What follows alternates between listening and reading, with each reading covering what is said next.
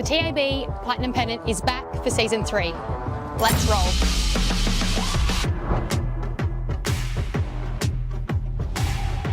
New rules, new teams, same world-class competition.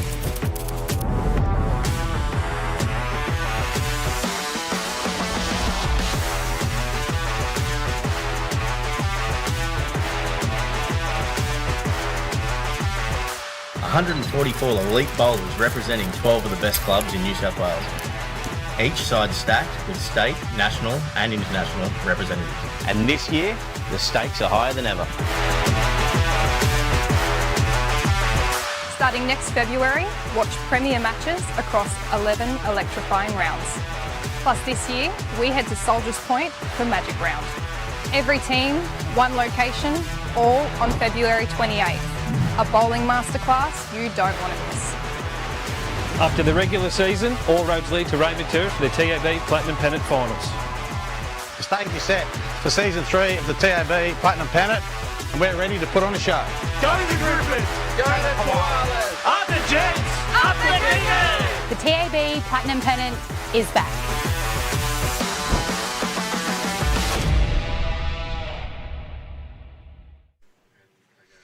Well, ladies and gents, welcome to Yamba Bowling Club for the Inter-Region Sides Championship. It's finals day for the men and the women, and we're starting off, we're watching the women's semi-final. Metro Southwest up against Greater Newcastle. Andrew Lynn bringing you the voice to start with, along with Nick Hind. Welcome, Nick. Good morning, Andrew. Good morning, everybody. It's another beautiful day here. And great to see the girls on the stream for the first time this week. It is. Some very well-credentialed players. Andrew's brought the tile up straight away. So in the women's semi-finals this morning, we're going to see Metro Southwest. They're taking on Greater Newcastle. That's our live streaming match. And then over on the other side of the green, it's Mid-North Coast, who are very excited to still be here. They're taking on the might of Metro Northwest. In the men, they're out there as well on green 1. Metro Southwest versus Greater Newcastle in a duplicate of this game. And then Illawarra taking on Metro Southeast. So 4 great contests. Players just completing their trial ends. We'll have a look at our streaming rink. It's rink 8 again here at Yamba for Metro Southwest. Janet Ryan, Lorraine Bryant, Britt Camp and Erin Swatridge. A couple of former New South Wales under 18 and under 25 reps there. Maybe not so former on the under 25. Current. They're taking on the Greater Newcastle combination. It's Sharon McReynolds, our favourite Raweang Namutwong. Yes. Genevieve Delves and Aussie superstar Natasha van Eldik. Is there anything she hasn't won? Probably an inter-region. Maybe an inter-region. Could be about the only gap in the resume of Natasha van Eldik. And fantastic to see what should be a high standard game here with some super well-credentialed players. And just a matter of a few days ago, Tash was in Malaysia representing the Jackaroos. Flew back in, came up, missed a round or two, just didn't quite make it for round 2. Joined her Newcastle, should I say Greater Newcastle teammates. Well, the eagle-eyed among our millions of viewers would note that she was actually named as the reserve player for the Newcastle women's side because she did come off the bench. Correct. So there we are. What does Nick Hind and Natasha van Eldik have in common? They've both been reserves at the inter-region.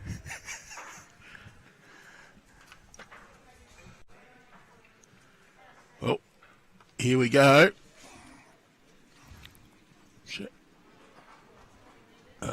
Let's get it right. It's Sharon McReynolds. She's also a pretty well-credentialed bowler in her own right.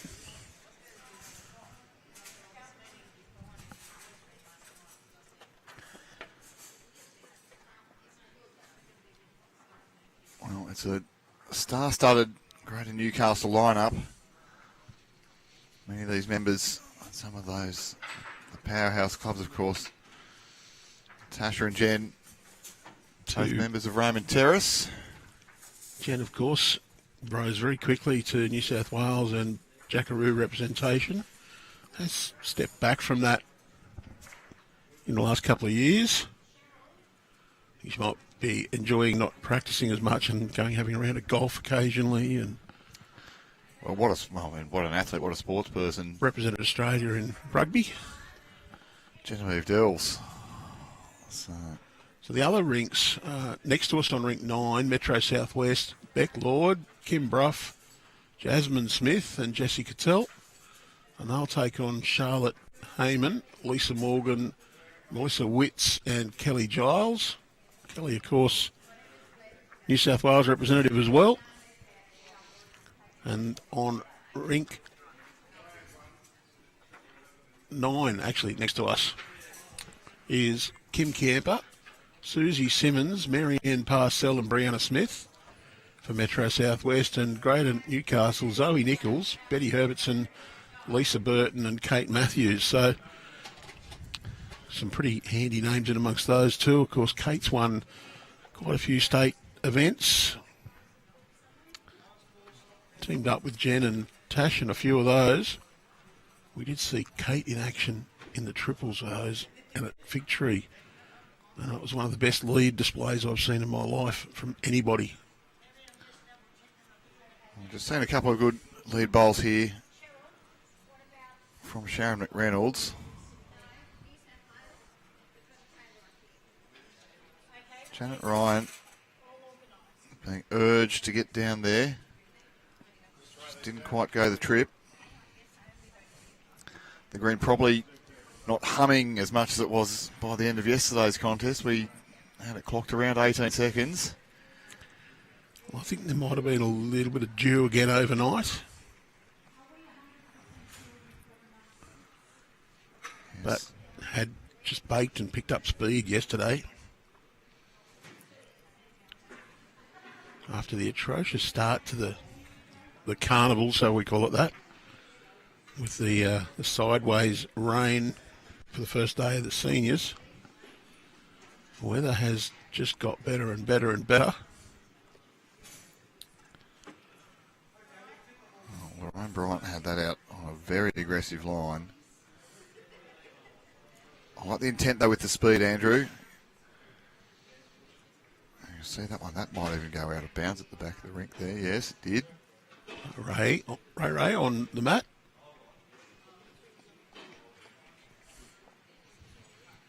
Well, I think that might be a little bit tight. You can see Tash urging it across.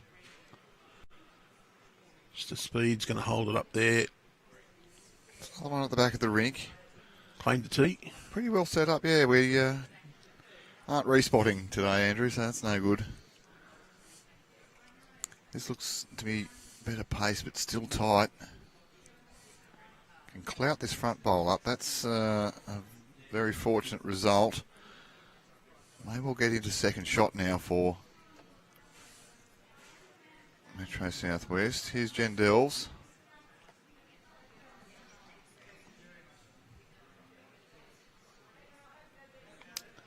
If she can get down and land that grey bowl, it'll be very helpful, very handy. Fine effort. Oh, she's landed the pink and black bowl, which is Sharon McReynolds. We've got a pink and black on both sides. You might have to do some of your best Zoom work again, Andrew Lynn, so we can see the stickers. Well, we might be blessed, though, that one's more of a half-half and the other one's a slice.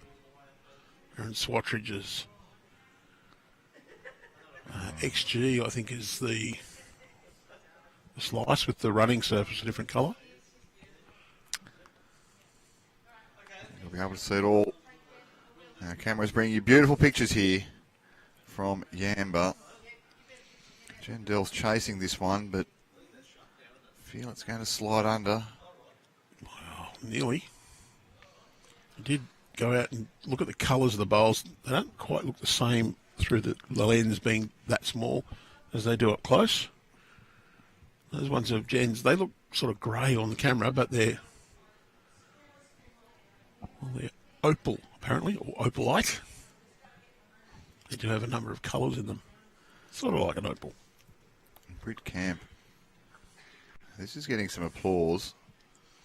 Wants to sit the shot bowl. Well, if you can That'll see do. That'll make two, one feels. Might have just gone too far. Yeah, you see the bowl that she sat is black on one half and pink on the other. Those are the ones I remind the repeat offenders on the wrong bias tin. Go and buy yourself a set like that.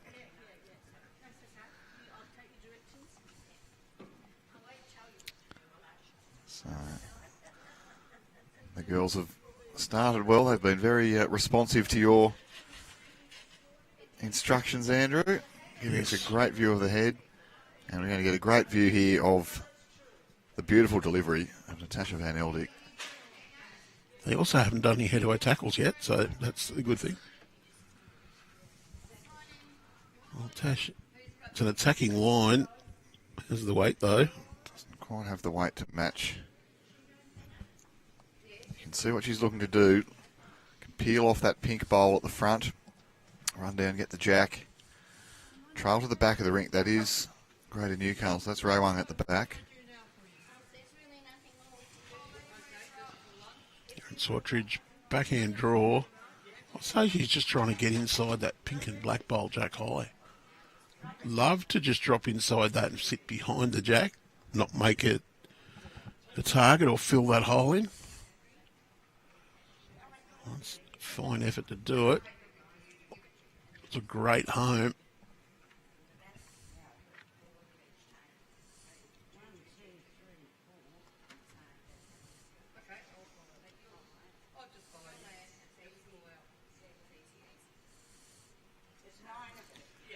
The joke about getting the tee, the albatross is you bowl a bowl that's 4 metres heavy to a jack on the other end of the line, and he goes, well, you got the tee. Whether or not it is a respot game. Well, we know often it's valuable to have the back of the rink covered up. And I'm actually a little bit surprised that Natasha didn't go much quicker at that. She's probably got one of the, if not the biggest drive in the women's game. It'd certainly be very close. I didn't quite catch Two that. was my... I think it was two. That's my guess. You can see the players, they've got their phones out, they're scoring using the Bowlslink scoring app. And those outputs feed directly into the results portal that you can get in your browser at results.bowlslink.com.au or download the Bowlslink app. You can log in, has all your details there as a member. You can enter competitions and you can follow along with what we're doing. Long length has been opted for here by Metro Southwest. Well, it wasn't two. We've got 1, 1 and 1. Oh, well, there you go.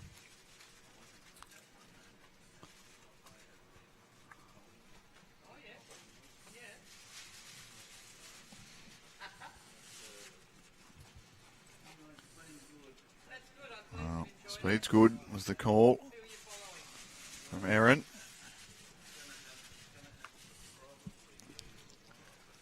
See here that split black and pink.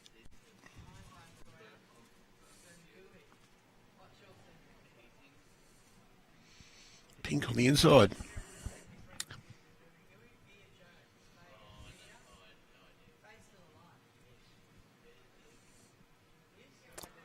Oh, it's pretty good. For your first couple of ends, players probably just finding their range, figuring out the speed a little bit. This one's been lobbed out much higher by... Well, what fruit? Ryan. What fruit has a pink flesh and a black skin? Because they're pink on the inside and black on the outside. The dragon fruit, perhaps?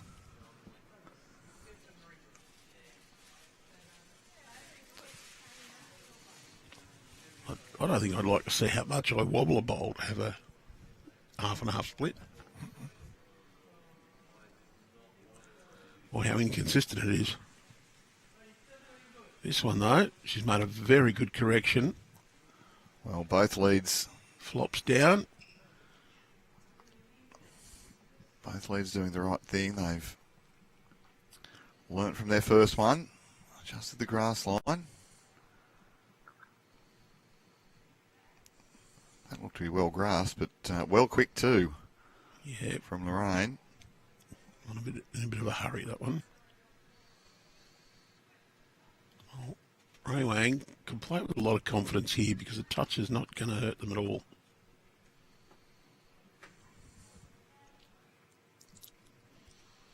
In fact, you knock that jack around the corner is pretty good. Wow.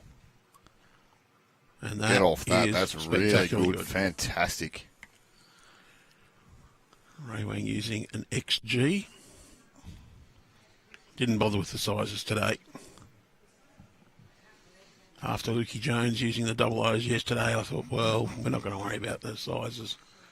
Well, very good effort. Great correction there. Well, I think she's got shot. There's some bowls being played. This is the second end of this contest, and that's brilliant stuff. Lorraine Bryant lost the first one, but has tied it up nicely. Opportunity for the same shot for Raweang. Yeah. A little touch or sit that bowl. Long as she arrives. Probably just didn't quite give it a chance there. Yeah, look. Probably better off to be heavy than short. Yeah, well, the worst thing about that one is it's parked on the centre line, and I was mentioning before, Natasha Van Eldik got plenty of power. Yeah, and on this screen, you're probably better off to go a little more direct. Maybe this morning you might have the opportunity to play that more delicate weight, but we saw yesterday that it was extremely difficult to play 1 or 2 yards to a bowl or jack. The players decided that they would pretty much use ditch weight. Not quite as dramatic turn this morning as we saw yesterday afternoon, though.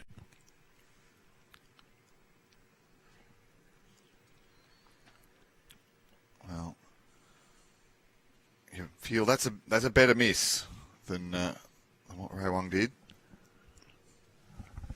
Well, you're better off to reach than not. At least you've given yourself a chance. And I reckon it's always easier to correct back than to try and add. Yes.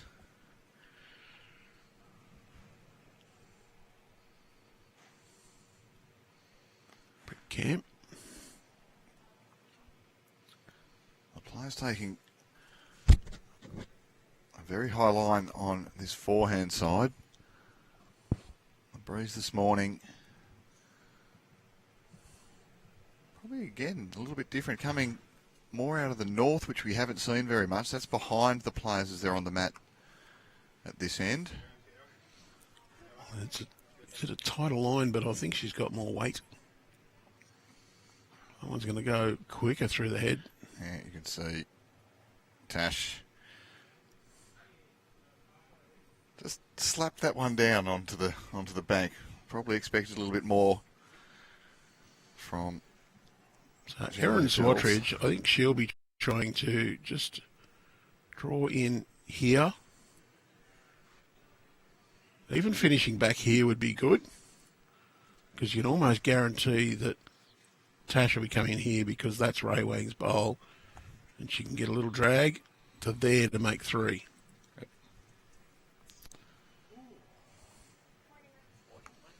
And having said that, Erin Swatridge plays the backhand. She might just feel she's got an easier draw in this hand with the traffic in the way. Yeah, I'm okay with that as a plan. I think look to give yourself a multiple here first. Put some pressure on. Just a bit delicate with that. Probably a bit scared of trailing it. As Tash can play this with supreme confidence. Anything from a foot to slamming into the ditch. Wait. But I think just that confident draw is probably the best option. Arrive down to the bowl, turn it through once or twice. Just roll that jack through. Well, it was a good tight line. It's got some work to do late. She gave him that every chance. Yeah, that was a fine effort. And the good thing is now she's got an idea of the weight and grass. So what do you reckon? She'll just tighten that up slightly, try and drag the jack through the hole, provided Erin doesn't change this up. Oh, you see Erin calling for it to swoop back. Yeah, I mean, Tash got a few options here. You've got the next three. I think Jen's saying ditch is good. Similar sort of weight. I think she can get the shot bowl on the edge, push it through the hole, potentially stay for four. If she's a bit tight and just sits in with the pack. Well, this is tighter.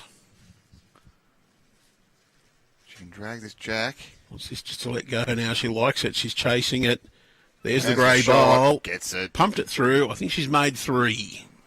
Well, you can see Jen Dell's right picture. She ran up and gave Tash a big high five. 3 shots it is. It was a big bowl, Andrew Lynn, but you can see why Erin Swatridge wanted another bowl in the head there. That looked a bit lonely. Yes. Look, she'd drawn another one in. Even if she dropped 30 centimetres short, she'd have cut that shot off. So it proved to be. I'm pretty sure that was a 3, but I will check with our live score first.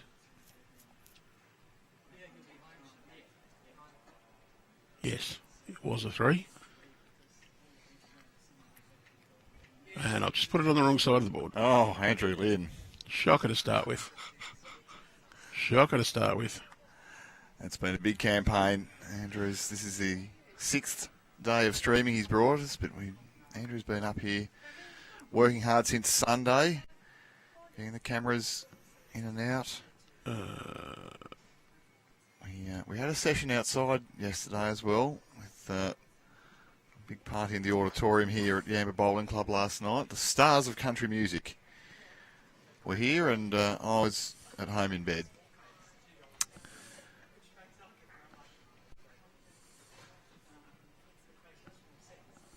So it's going to be Sharon McReynolds. So Natasha on corner to hold, but it's a fair starter.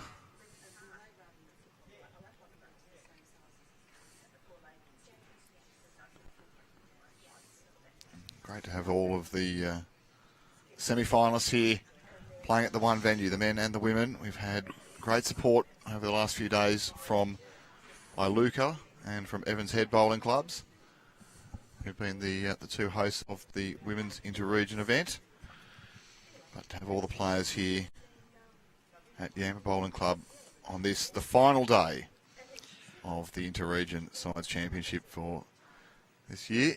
We've heard some great rumours about where it'll be next year. Everywhere from Beenleigh to Bundaberg. To Andrew Lynn's backyard. No, not big enough. Great bowl there. Super bowl. The simple truth is next year's venue has not been determined.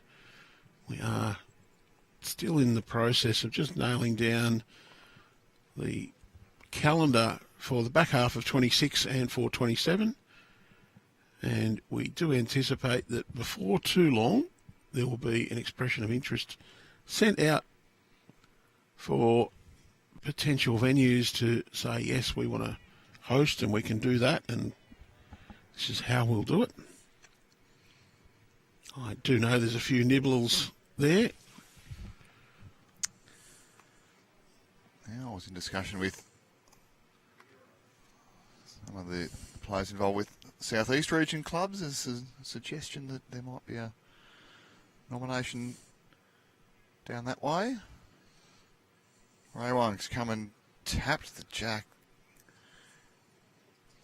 Well, you can't touch it and not move it. You can't touch it any harder and not move it. Yeah, though I think there'll be a few nibbles on that one. Good to highlight your club, potentially generate some income.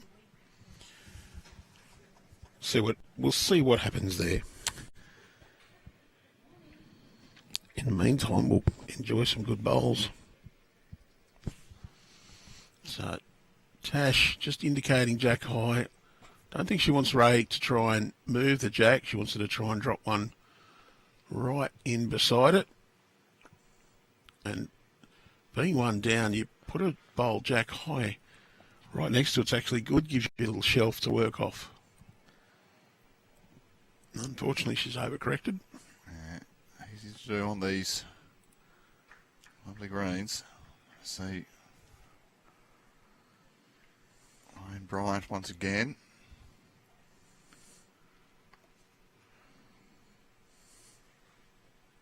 Doesn't really want to get into the front.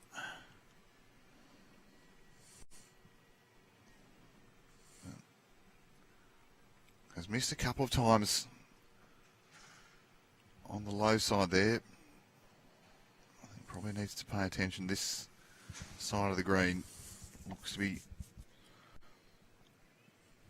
having the most turn early in this contest. Generally, for the events we've seen here, the ditch side on this rink in this direction is just a bit narrower. The non-ditch side will just have that little more swoop. Brett is way under the line with that one. Another one. That's why it's so important that whatever level of bowls you play, watch what your opponent's bowls are doing. That'll give you a guide as to what you need to be doing. Believe what you see. There we go. Genevieve Dells. She's tidied up her line. Down to the speed here. One of the traps is when you do have to go wide, your brain thinks because I'm going so wide, I must be playing long, and you pump a little bit extra speed on it. That's where my little mantra that I've been saying, more grass, less weight on these big turning greens. This is better from Britt. Is that what you said when you started your practice session the other day? Not the one that you saw. I was all over the shop one that you came in to look at. Didn't you tell me that you'd had a little roll when the seniors had started? It was a little bit tacky, and he's come out to roll, and the green had picked up about 6 seconds. The first one went thundering through. The second one didn't slow down much either. But I'll gave a reasonable account of myself. There hasn't been a line put through my name, never to again, so I'm not on that list. That's the first part. Carmen's reminding us, Andrew, on the YouTube chat that Tash did break a kitty at Fig Tree. A jack. One of her big drives. A jack. If you prefer. I do prefer. I cannot say that other word because it's not what it's described as in the laws. But you're okay with the T and not the 2 metre mark. I've got him there, Andrew's got silent. Well, we do say placed at the 2 metre mark, but we say the T because it's actually quicker, easier. Well, we've seen Tash has drawn down for second shot, probably with 2 good seconds now, but the jack likely to spill. That's Janet Ryan's bowl, the grey one. So the lead's bowl's still there. Yeah, jack likely to spill to the back of the rink, and that's where we can see Erin Swatridge is looking to go, get some cover. Backhand side, don't cross the line. Anything sort of past the tee back here. That stays up, of course. And it has. So it's nestled just out of camera shot at the back of the rink, that last bowl from Erin Swatridge. And that might be coming in very handy to prevent Natasha and Eldik attacking for a multiple.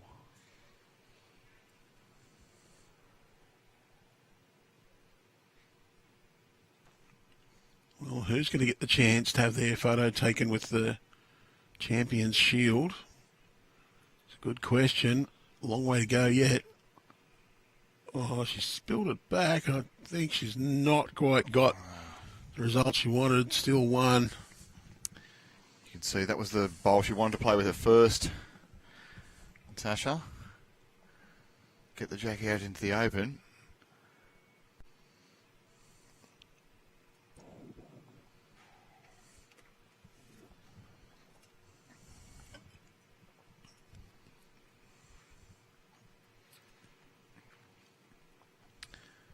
Swatridge, conservative line, 1 shot to Metro Southwest. They trail 3 shots to 2 early on this rink. But both Kate Matthews and Kelly Giles have got out to excellent starts. And Greater Newcastle have the lead on the master board to this point.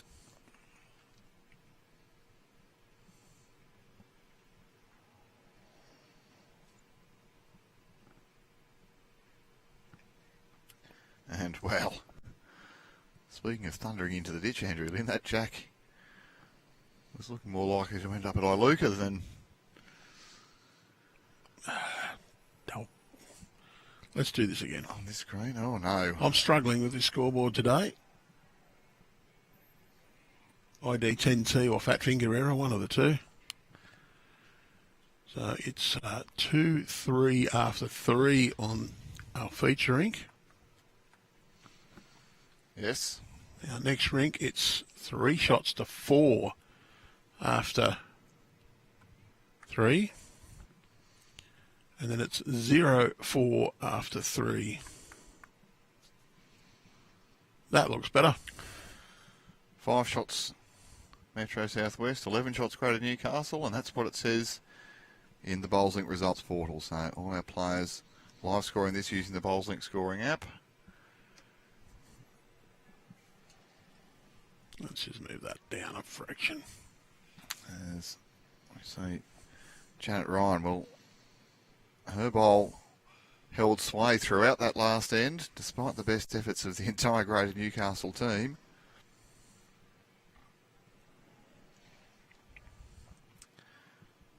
And now we're going to see Sharon McReynolds up close. From Andrew Lynn, we can see.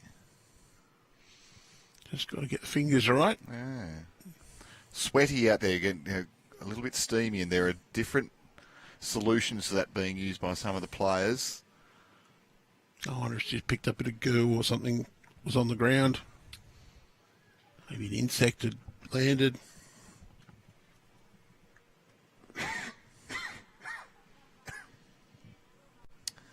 Well, the old trick that I got done by once, Andrew, was my opponent said, "Oh, there's a sausage sizzle on. Do you want me to go get you one?" "Yes, thank you, mate." And he came back and he handed it to me, and the butter was on the outside of the bread.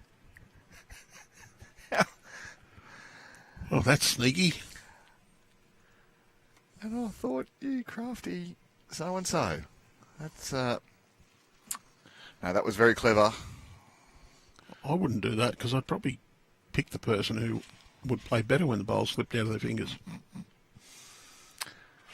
that was better there, too, from Janet Ryan. She started well here. I'd like to think that wasn't deliberate, that it was an honest mistake. Oh, no, it was a very cagey move by an experienced campaigner. So It's not like you're getting locked out the other night where it was a complete and utter didn't know you were outside. it was very mean of you, Andrew Lynn, locking me out of the house. But Dean Hodges came to the rescue. Metro Southwest. I didn't need to rescue anything, but it's just slid past. Raweang, she's using an XG. The 2 blue version. Well, she's used it pretty well here, Andrew Lynn. I think this is going to get right down. You can see Tash is urging it. As far as bowls go, she's the odd one out on the rink. The remaining 3 Greater Newcastle players using Taylor SRs.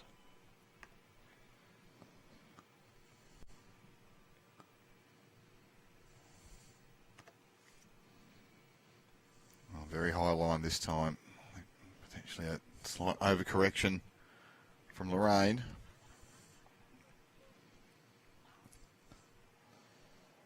And on the other Metro Southwest team, we've got a Premier, a Dynamic, an SR and an XG. 4 different bowls.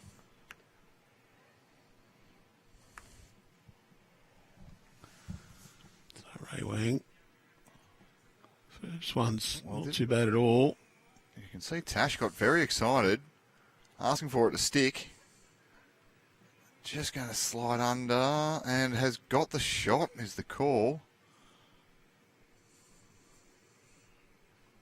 I like this, the backhand still favourable, can beat the wing 3 o'clock bowl.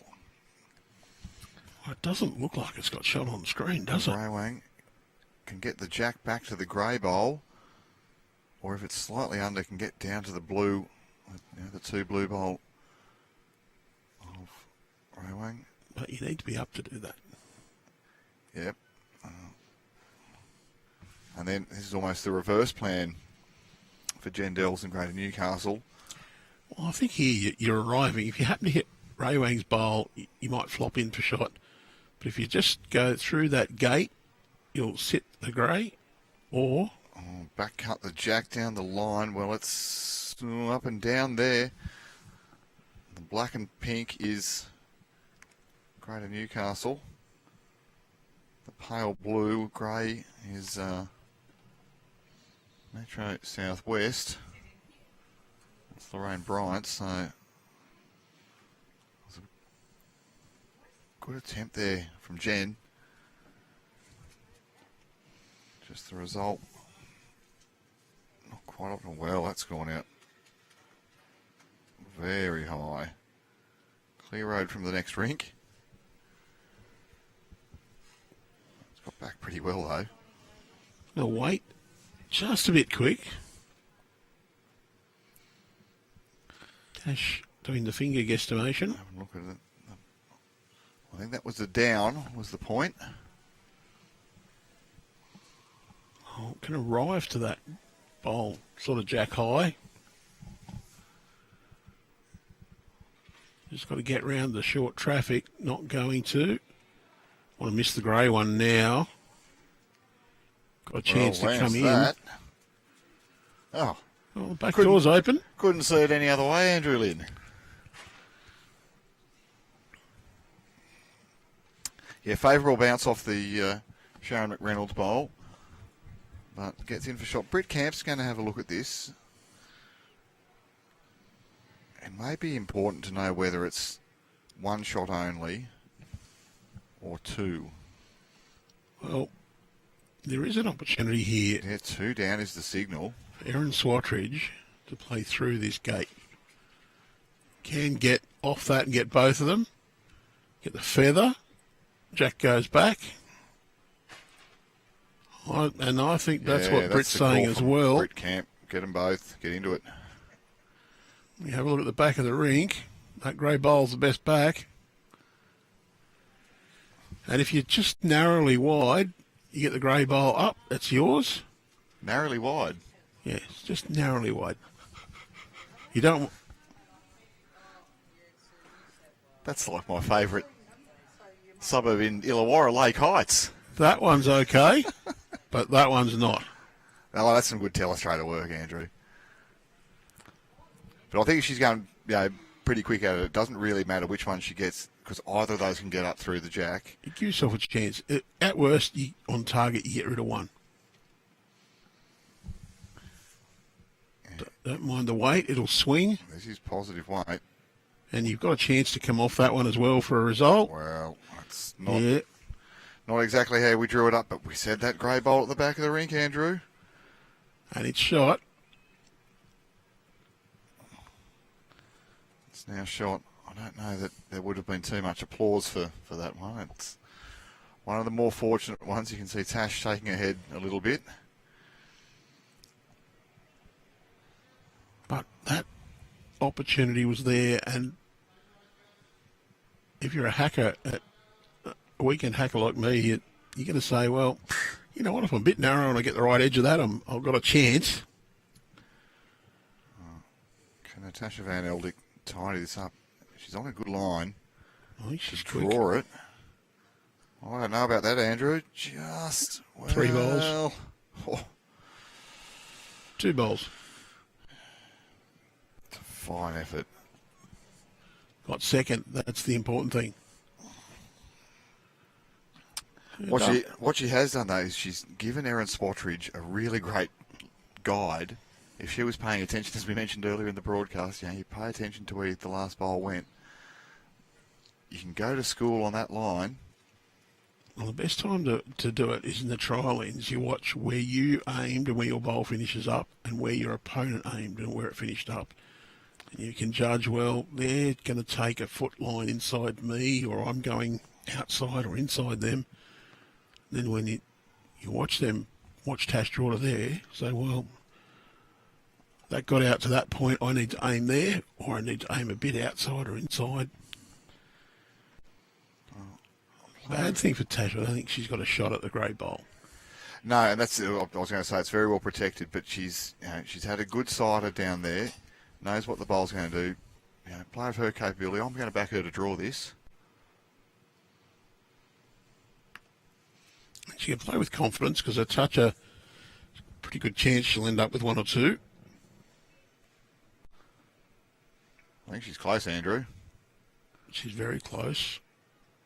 Well, just hasn't the let commentator's go. curse, you see, that hasn't finished as well as the last one.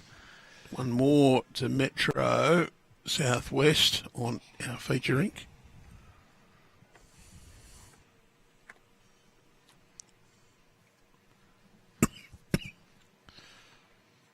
One of our great viewers is saying, narrowly wide, might be a new entry in Webster's. So there's a little bit of tautology there, but I understand what you mean. So it's nearly as good as Lake Heights in Illawarra. That is my favourite suburb. Valley Heights in the Blue Mountains as well. Valley Heights, yes. Lake Heights is where you go water skiing, mate. Because it's obviously got a slope to get to the lake bottom.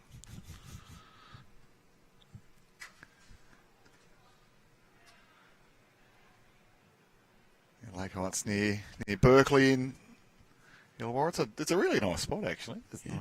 I can see the appeal. Berkeley and Raweang.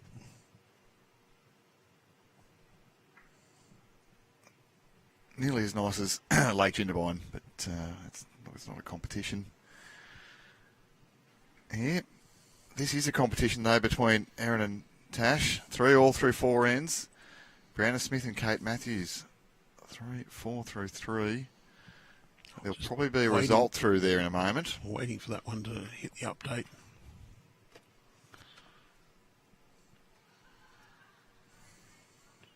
Three on our rink.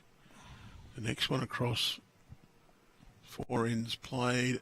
It's 5-4 now. So Brianna's picked up another 2. And then the third rink, Kelly Giles has picked up a single.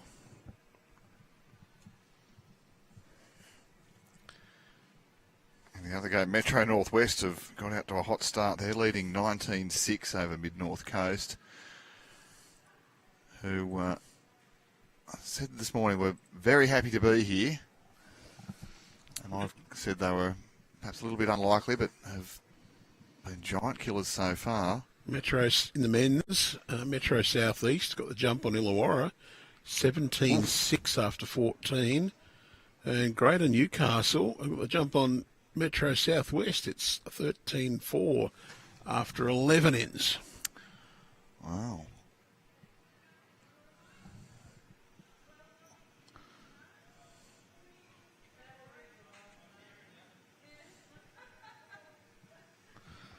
Some big starts for all the other three sides, other three teams in this remaining in this competition.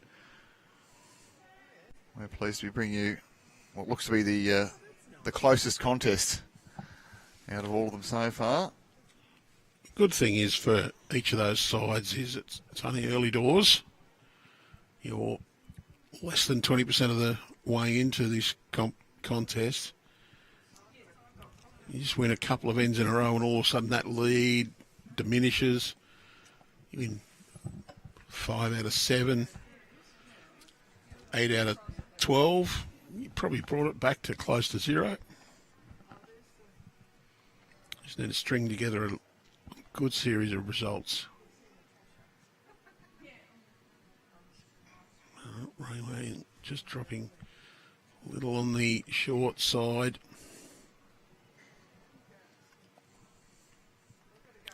Gives the opportunity for Lorraine Bryant to nail this and put her team on the front foot. Well, got some early applause from Erin. Wants us to get right down. It's probably a counter. Could be 3 to Metro Southwest. Not the best 3 you'll ever see, but well, those bowls definitely stopping quicker, if that makes sense as well. This one might need to stop quickly. Andrew, better effort there from Raweang. My point is, in the later stages of the game yesterday afternoon, that sort of pace, I would have expected that bowl to pretty much even finish behind the jack, with coming into that pace in the last 2 metres or so. So just a little softer, a little more damp, or a bit slower than it was late yesterday afternoon, which is probably a really good thing. We wouldn't want it to be quicker and have all day to bake. It's going to be pretty warm. I think players be well advised to make sure they've got their sun protection plan enabled. Well, certainly a few players yesterday who were a bit worse for wear. And a good hydration strategy. Oh, Genevieve Dells, she's gone sliding off a couple. Cut it down to 1 shot, though, importantly. And probably makes it look an easier way in to get to that jack. Yeah, a few yesterday. Well, the crab, Nathan Bazant, who was playing alongside me, he looked like he had cooked crab's legs. They were red raw after a big day in the sun. What you're saying is he didn't have a good sun protection regime? Nor hydration policy. But he was out there doing his best. You're suggesting he'll be a very thirsty person this morning? Oh, I think not having hydrated well enough yesterday afternoon?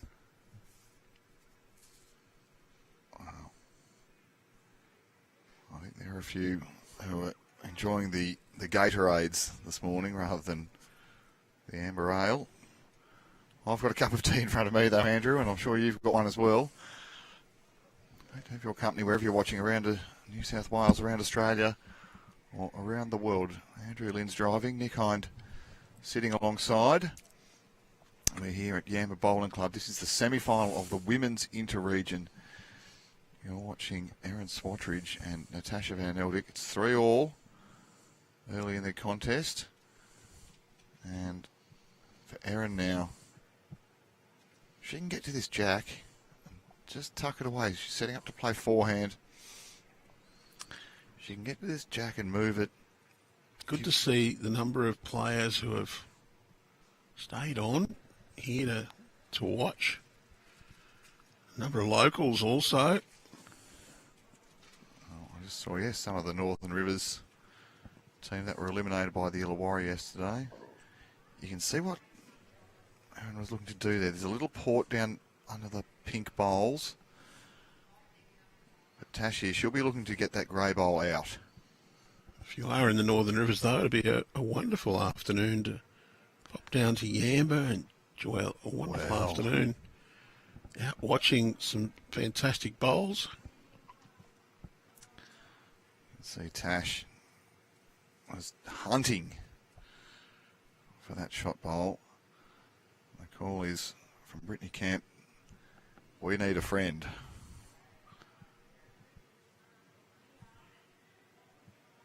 A player of Natasha's ability. I backed her to draw one out wide on the last end. She played it pretty good. This is the hole that I liked here for Erin Swatridge. If she can get right down to this jack, this is a fantastic bowl. Well done. Super. I think Tash will go again, though. I can see both can get out. Look at the inside of the grey bowl. Yep. Lovely stable base on that running shot. Well, she's played this quicker, tighter. Chance. Well, bounces off a couple. 2 shots it'll be to Metro Southwest, but that was a big bowl from Erin Swatridge.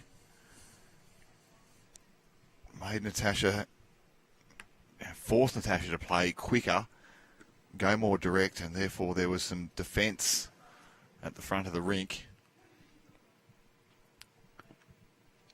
Super bowl from Erin.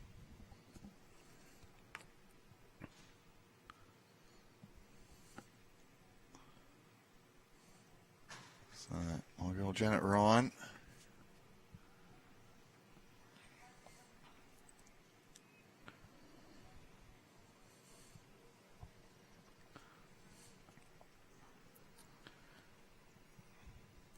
She's doing a good job here with this jack. Had that one little misfire earlier. With all the rinks updated now, Metro Southwest have overcome their early deficit. Yeah, Jessie Cattell picked up at 2. Brianna Smith has got to the lead. So it's 5-3 on our feature rink in favour of Erin Swatridge. Brianna Smith now leads 6-4 after 5. And Kelly Giles keeping Newcastle's balance on the right side with a 5-2 lead over Jessica Tell after 5.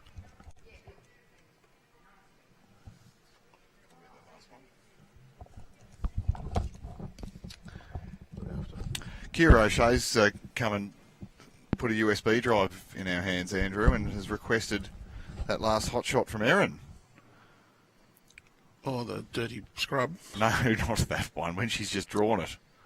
Tell me you hit the button. I don't know.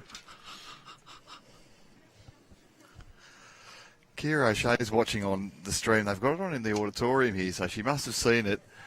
She saw it live, she's telling us, outside, and why didn't you get it on your phone?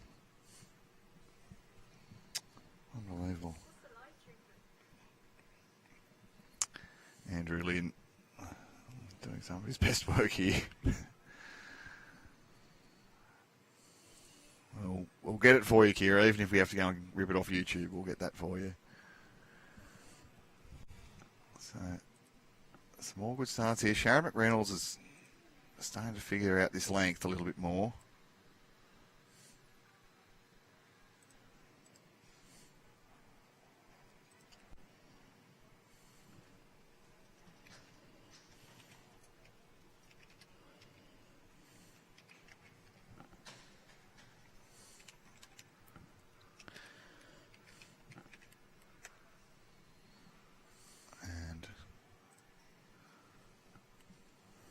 Lorraine.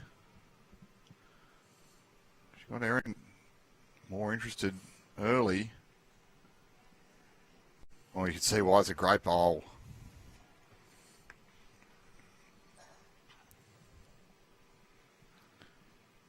Players give us such a good gauge on how things are travelling. can see, yeah, Tash saying you just need to simmer a little bit. I think she's pretty close though. Well, Raweang done her best work late.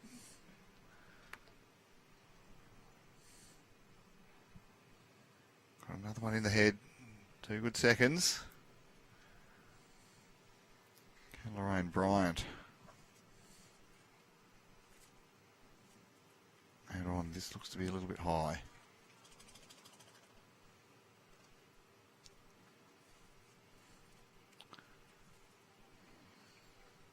There's an opportunity, yeah, and Tash, I like the call there, backhand draw, but you're drawing to the feet of Tash. The idea is you get a trail, you get a good result, but if you get rid of the grey bowl, you can make 2 or 3. Raweang's played good weight here, Andrew, for the shot. He's just under the line, though. Well, actually, it's the weight. Oh, the maybe line not. is perfect for that shot. Needed another yard or so. There's a couple of good results available.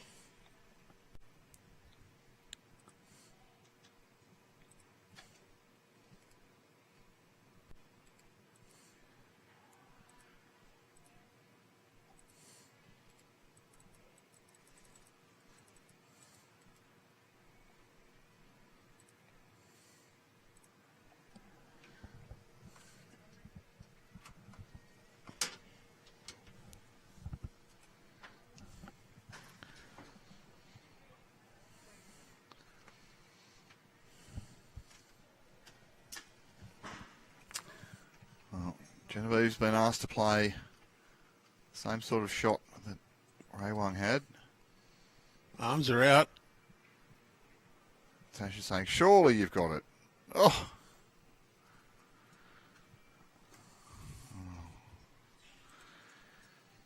See the body language of Natasha. Disappointment. Thought that was a big chance all the way. Well, there's a bit of a change in the complexion of this game. Watch that middle scoreboard go up now. Oh, bang. All right. So you can see Brianna Smith picked up a 6. very animated there from Natasha van Eldik. You can see Genevieve Dells is watching this one intently. She can't miss in the same spot twice. Well, she's touched the jack that time. Well, here we go. Think you've got it. Think you've got it. Oh, here we go. Swooped. You can see Tasha's face go, I know what's going to go. Well, you know what's going to happen here, Andrew Lynn, is that jack's going to get rumbled straight into the pit if Natasha gets an opportunity to do it. I think she's going to go forehand very quick. Down here, that jack back to here, that one counts. If you happen to be, and there's one there's one further back in the ditch. If you happen to be narrowly wide and hit that bowl, that will cannon on onto the jack. The jack will go out this way, probably go dead, in my opinion. You know I'm going to use that all the time now. Make me an offer I can't understand. That's a good one, yes.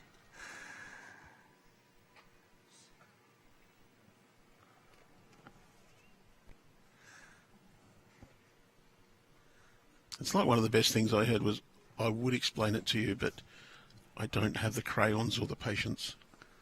That's fair enough. Well, Jen, here we go. Erin, just, that's a bit of a nothing, really. Wait, is Natasha going to play here? She will not be short. Going firm at this. It's got some work to do. That's why I like the forehand, Andrew. I think you can just go and belt it on the forehand. Well, if you do come on the forehand and you get the inside of that bowl, it's going to go that way. You're likely to come and get the jack down there anyway. Andrew with the laser pointer on the screen here. I love the toys. There'll be cats all across Australia chasing that. Sensational. Now, this is a better effort from Erin. I think she needed to be behind. At least that one's jack high, but everything behind goes in Natasha Van Eldik's favour. Oh, she's lining up backhand again, but I expect this will be a little bit more direct. Well, I expect that the reason she's going backhand is that pink bowl. Oh, she has, and she's got it this time, Andrew. Surely. Back to the ditch. Oh, I reckon that stayed in. Unless it scooted along the bank. I don't know.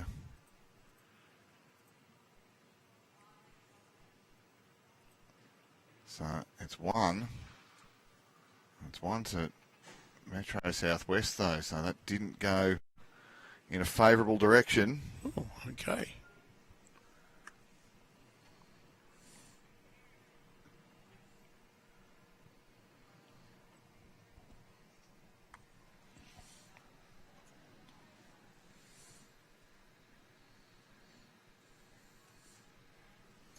That's probably why she was playing that backhand, was hoping to get it over to left of screen instead of right. Yeah, I still think she could have got it there with the forehand. But at any rate, look. Or was it a killed end? Now, the players had their phones out, so I'm very confident that there was a shot recorded.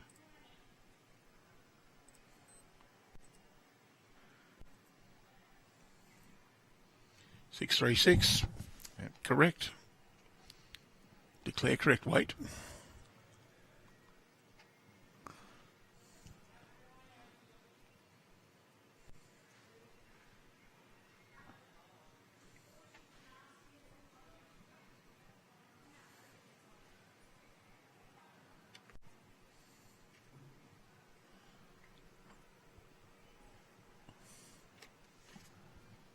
Oh, let's have the ball coming down there. So 18 ends. Metro Southwest had an early deficit. They've overcome that. Brandon Smith leading the charge. Claiming a 6 against somebody of the calibre of Kate Matthews. Well, don't see that every day. It's a big score on the other side of the green here. 19 ends played. It's 30 shots to 7. Metro Northwest leading Mid-North Coast. There's Metro Northwest side. They're a very, very young team. I was looking around the green out there. There's Annie Teague. There's the two Buns. There's the Maryland's young cohort. Yeah, Sophie Payne. They've got a few. Chanel Shakooch. They've got a few handy, shall we say, more experienced bowlers as well. But even Sharon Farrell's only. She's not ancient by any stretch, but she's almost a senior member of that team because they are so young. Katie Astley's not here, but she was in that side last year. Yeah, there's some amazing young talent in the Metro Northwest region. We got Saley Jones in that side as well. Oh, she's my girl though, Saley Jones. She's won a lot of things, and Jan Anlazark's been on fire. I've been hearing, yes. Has been. Oh, I've heard it said she's been playing so well she has to have got the eye of the selectors for consideration. Has been noticed. Okay, the men's side. Greater Newcastle has the edge over Metro Southwest at the moment, but 16 ends, 19 to 8. And Metro Southeast, well, they've doubled the score of Illawarra now, plus it's 25-12 after 22 ends. That's still not panic stations though for Illawarra. They know they've got still some reasonable cattle. Lee Stinson's warming up. He thinks somebody might do a hamstring.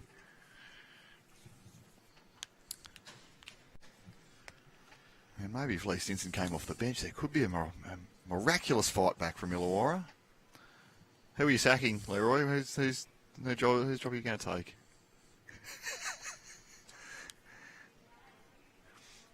He can't name any of them. He doesn't think he's in front of any of these players, and Oh, there's only one he can't name. Because he might not be welcome to stay there anymore. So Craig Roberts is safe. Because Lee bunks down at Craig's place occasionally. Oh, the octopus.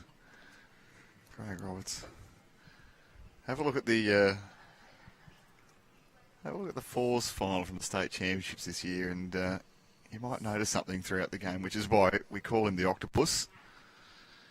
I'm seeing some. The tentacles are going. Oh, he had arms going in 8 different directions at once.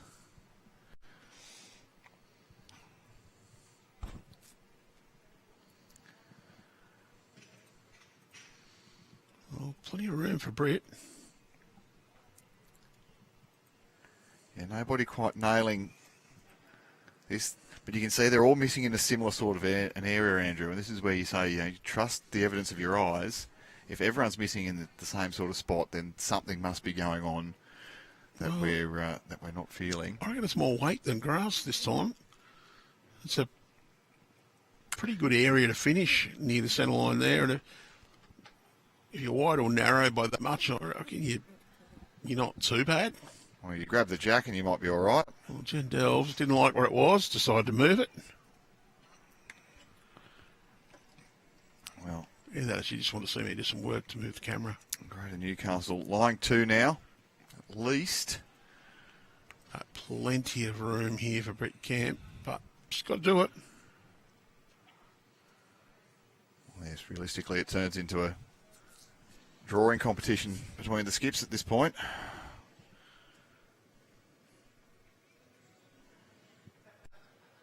Britt Camp, well, she had the track. And I do keep saying it's the scrappy position that you fail to get one close in and you drop a multiple. They're the ones that really do hurt. Well, it's a great draw for players new and old. Get out there, stick a jack out away from the centre line. Don't just draw down the middle all day. Practice this shot, and then you too. Well, Genevieve Delves done it well. Can't have played that too much better. Well, the first one trailing it back was a little scrappy. But the second one drawing to there, that's a Scooby-Doo, not a Scrappy-Doo.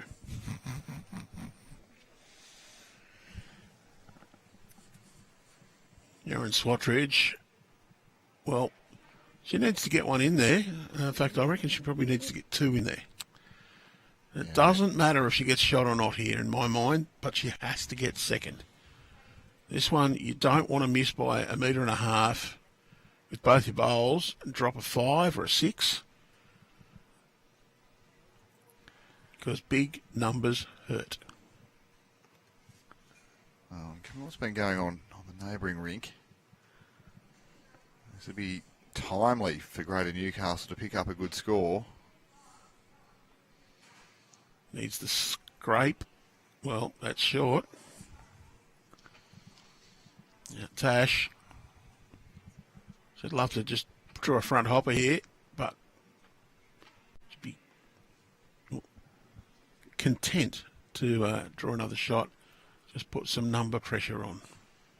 Well, anything past that last bowl is going to count. That's counting. That's a good one. Counting all right. That's excellent bowls here from Greater Newcastle. Makes a number. So pressure being piled on, as you suggest, Andrew.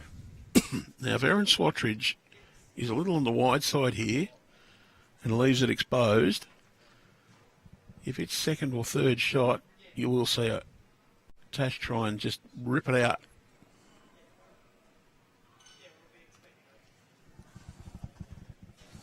Critical that she gets at worst second, but that looks like it's going to crunch into those shorter bowls.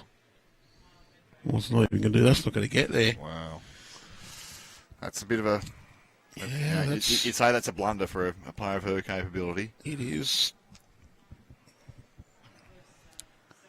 And what it's done is it's left the door open for Greater Newcastle to pick up a big score here. Should be very disappointed in those 2 bowls that she didn't get one of them close. And Erin's played in a few big matches, but she's usually been at the front end, so... Yeah, different role, different pressure, different situations. But this is somebody who's played in this back-end role. Tash knows, add a foot of grass. Well, Jen's got the stop sign out. Got the braking hands out. Tash probably was aware not to drop short as well and giving it a bit of a rumble. At any rate, I favour it'll be at least 4. 1, 2. You're going to give me these 3. You're going to give me that one. 4, 5. That was 6. 6 back. So, well, that's Newcastle on the bottom. Big help for Greater Newcastle. The 6 button.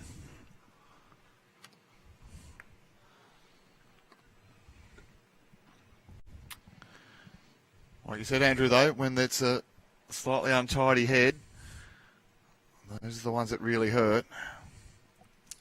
You'll forgive me, mate. I've got to jump out for a little bit, but I'll be back on the call with you later on today.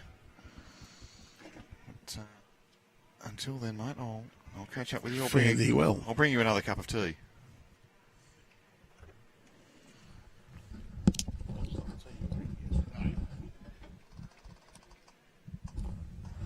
Okay, so Jack to the tee.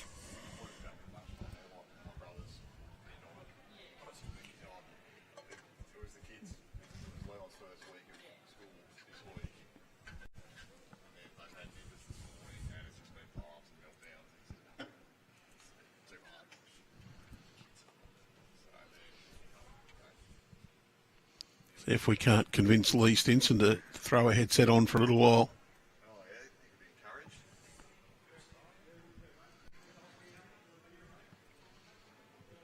Good start from Sharon McReynolds.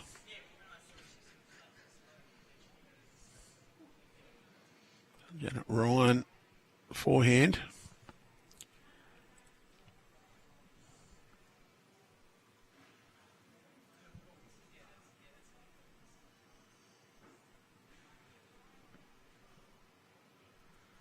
Jessica Tell picked up at 2.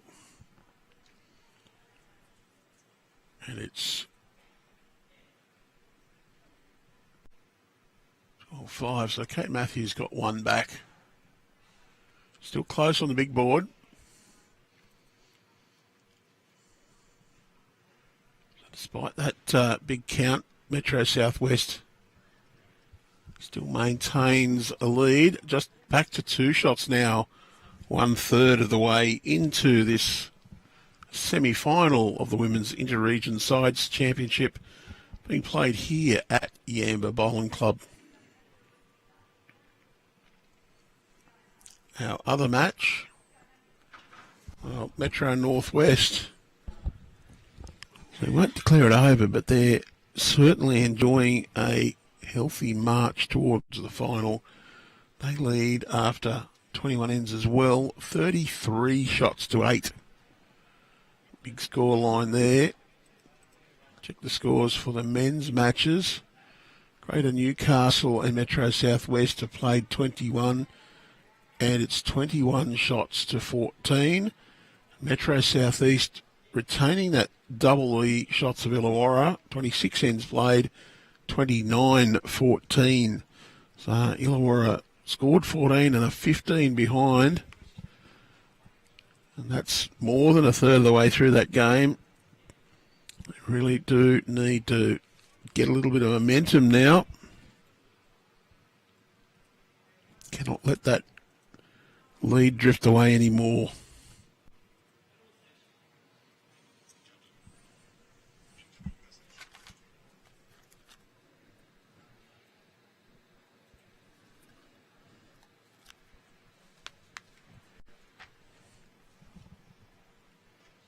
Raweang going to draw the forehand. Team holding 1. Can play with confidence there. Little touch is okay. Just slipped a little bit through.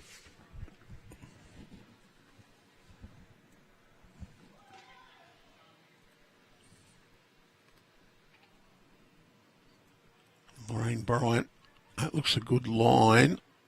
Speed might be the issue, though. Yeah, it's going to come really racing through. Well, Jen Delves, she trailed the Jack on the last end to really set up that big count. Holding shot here. A little toucher is also good on this end. It's going to hold a little wide for it. Slightly quick, slightly wide.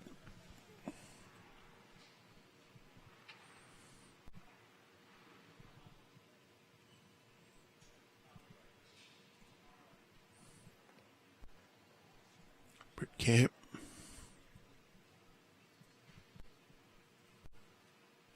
Erin's interested. Going to just fade across. He's got the edge of Raweang's bowl and run on. Close for shot. He's good 60 centimetres or so short, according to that indication from Natasha. Genevieve can draw around that bowl. She might get the Jack as well here. Got it across, and that's Raweang's bowl it's gone to.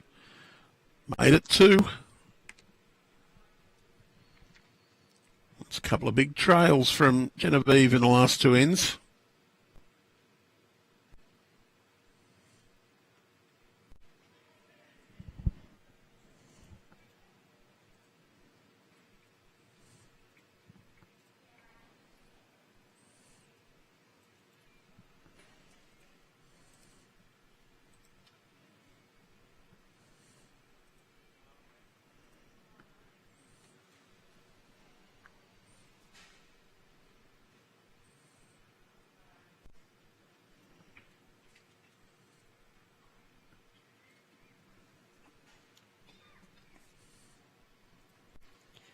Lead down to 1 now.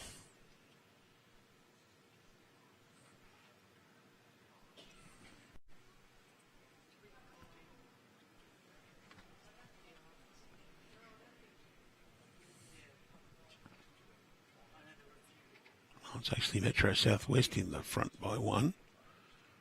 So critical for their momentum that Tash has here. Try and score this end.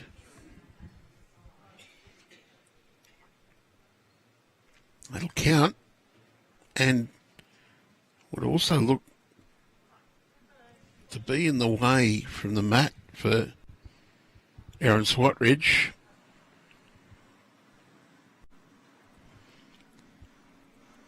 She had a good draw on the backhand before that bowl. May still do it, but that bowl will look like it's in the way.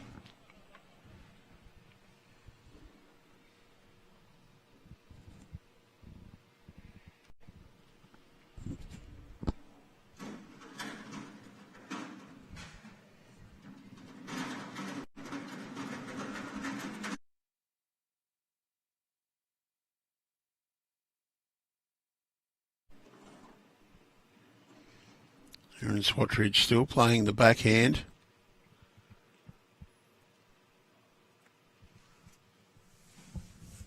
Need to be out around that bowl. She's gone big. Got the Jack right back. Wow, what a bowl.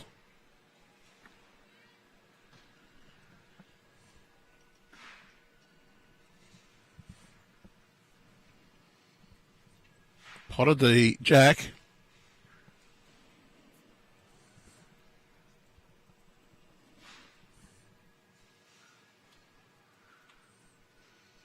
See the indicator there on the bank. The red indicator would be where the toucher is. The white for the bowl.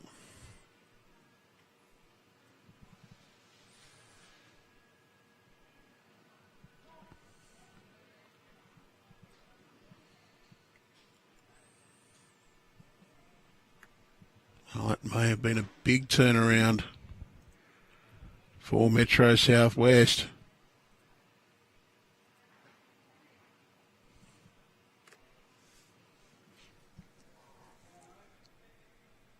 Can Erin add another shot. Good work, girls, keeping that vision free. Just had a look, dropped in. 3 shots to Erin Swatridge. Huge bowl, that one.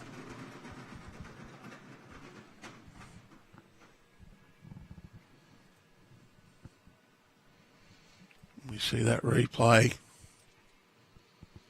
Erin lines up quick enough to make sure she's underneath the Natasha Van Eldik bowl. Grabs the jack straight to the back.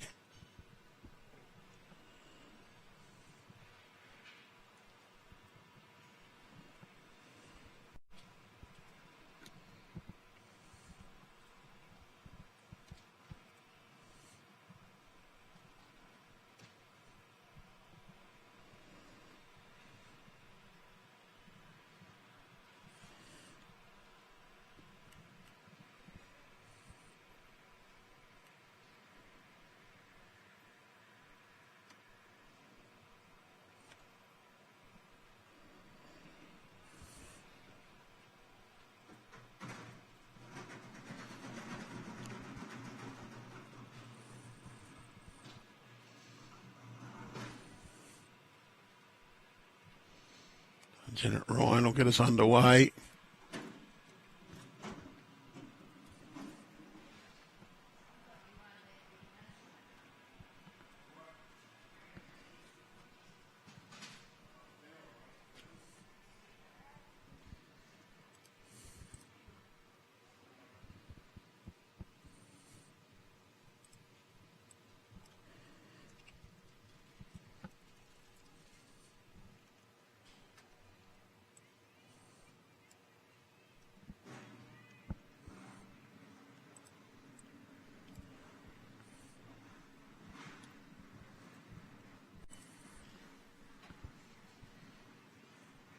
Good reply from Sharon McReynolds for Newcastle.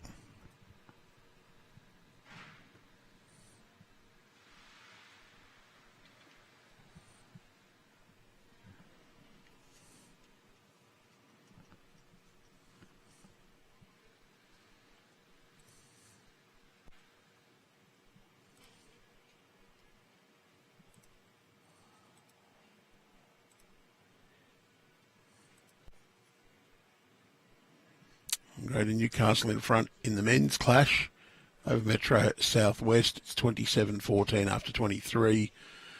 Metro Southeast now leading Illawarra at 31-16 after 29. Metro Northwest, they are massively in front after 25 ends. It's 38-9 over Mid-North Coast in the other women's semi-final.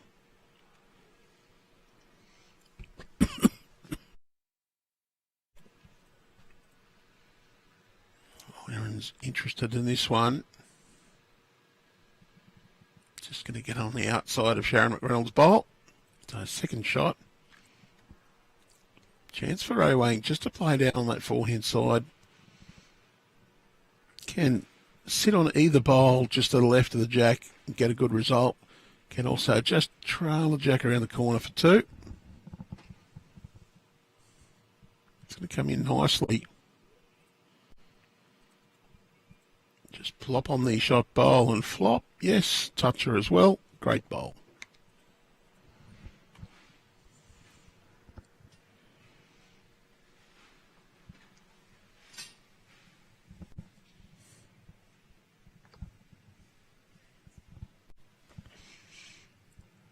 So Lorraine Bryant, couple down. It's in behind. That's a pretty good home. Matches Sharon McReynolds' bowl there to the back right. Raweang, well, she can add another. She just needs to play the same bowl as the previous.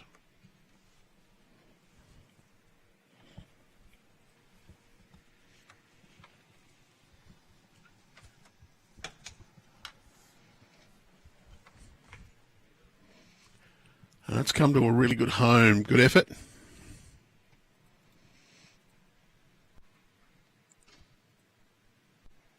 Brett Camp here in Swatridge just saying, draw down, a little bit positive with your approach.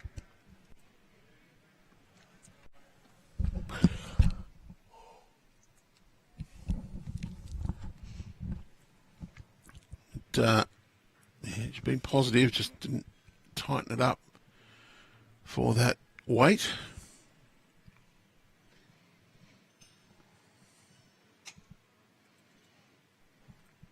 See, the indication to Jen Delves is to arrive to the bowl, closest bowl of Metro Southwest, and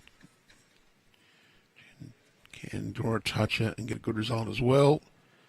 Going to be in behind.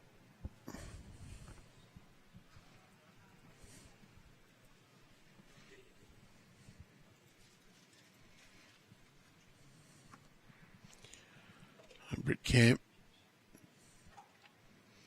A little bit less weight perhaps, but tighten up. Well, Erin's much more interested in this one. Chances. Clips the jack and still one down. Good effort.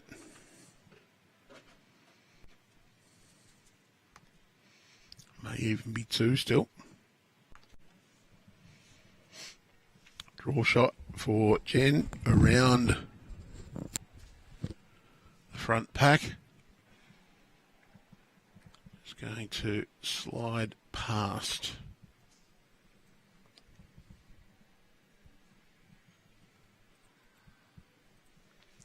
That's the Britt Camp running shot replay. Didn't quite grab the jack clean, just popped it in behind.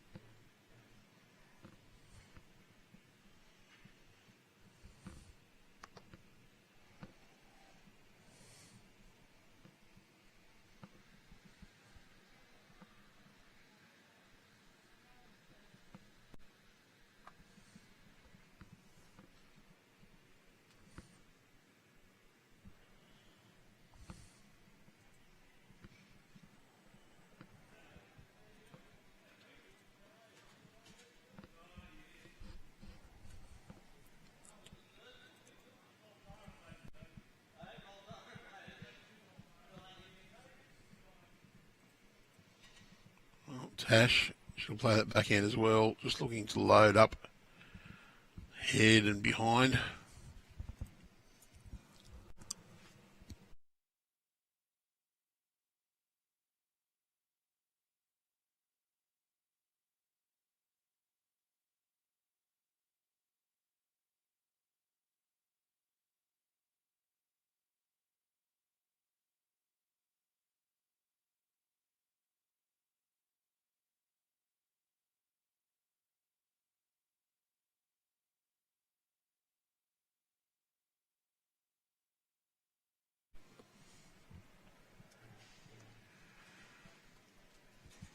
Erin down.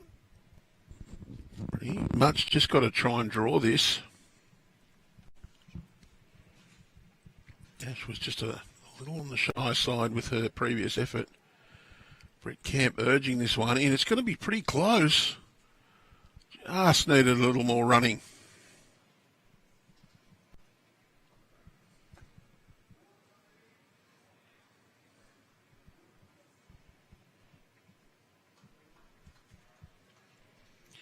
We're looking at whether there's a value in playing up on this hand.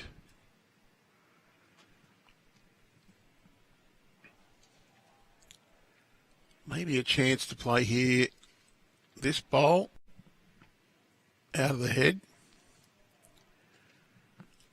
That's their own bowl coming over. But this one though, it's Britt Camp's. Could draw, get the inside of that bowl, just turn that one out and make maybe 3. No. There would be a risk of giving the shot away, so backhand draw might be the safe option. And that's exactly what Tash has opted to do, just trying to dead draw the bowl in there. Just got a little bit of weight. Plops onto Brett Camp's bowl and drops down. Measure.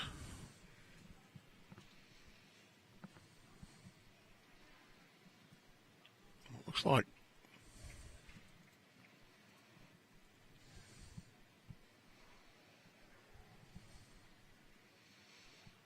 like 2 shots. Can't quite see that signal though.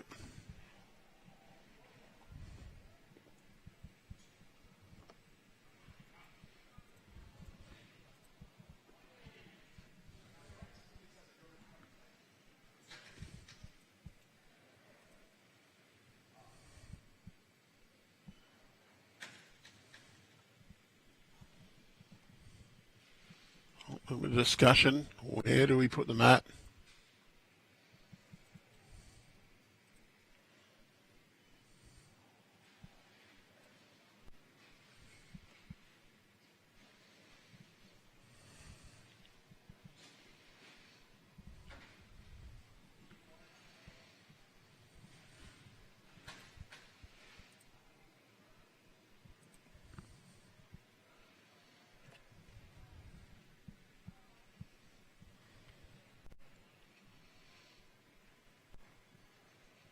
Longer length being played.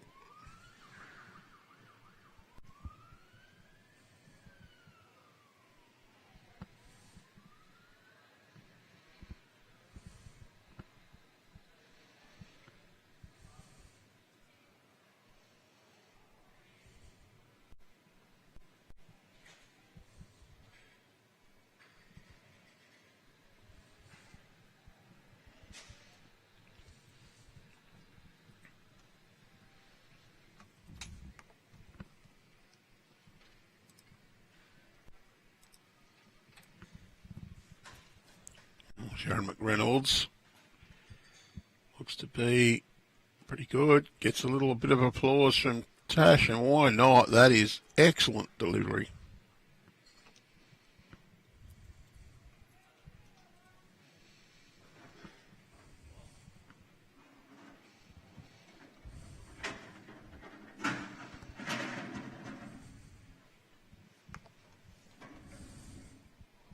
Bryant on the forehand.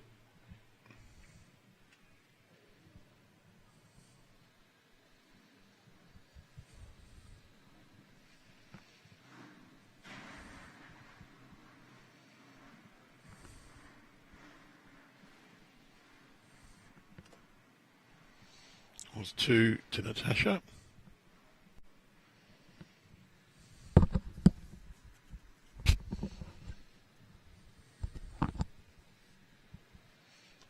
Smith's 7-shot margin, just tipping the favour in, tipping the score overall in favour of Metro Southwest. 2 shots in it on the other 2, both being led by Greater Newcastle, so just 3 shots the difference after 29 of our 63 ends.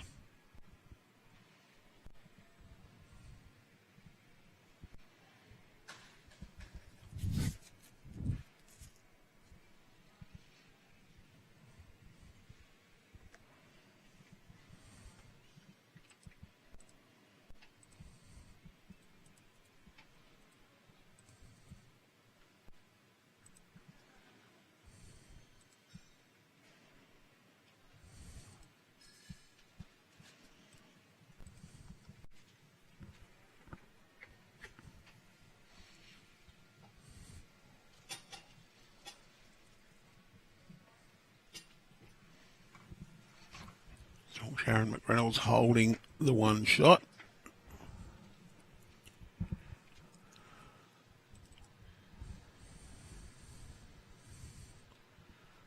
Just a reminder, champion singles entries are now open. Entries close 11th February, so it's a couple of days' time. So if you're the club singles champion for 25-26, the organiser, make sure your entry is in this week, early. There's a link in the video description to that entry portal where you'll find all the details.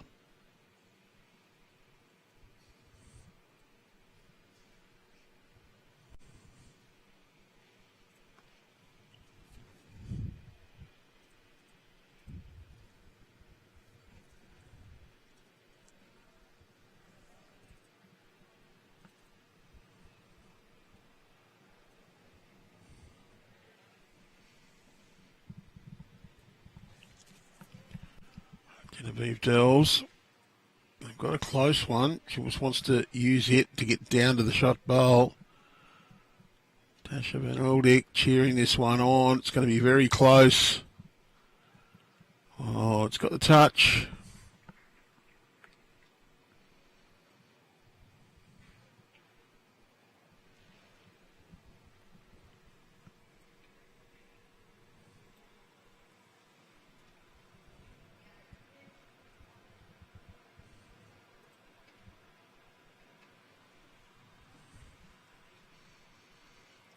Camp.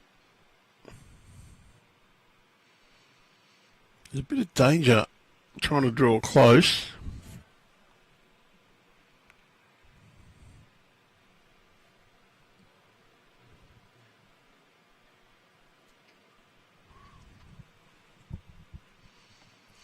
I do think that forehand draw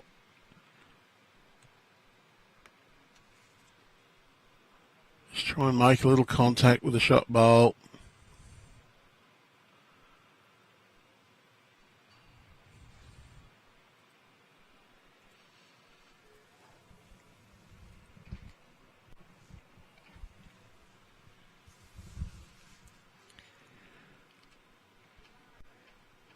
They're holding one. There's a couple against them close. Do like the call there. Draw that hand though. You're down to those bowls. If you happen to go around, you're outside. Get the inside, you may well get another one in the head.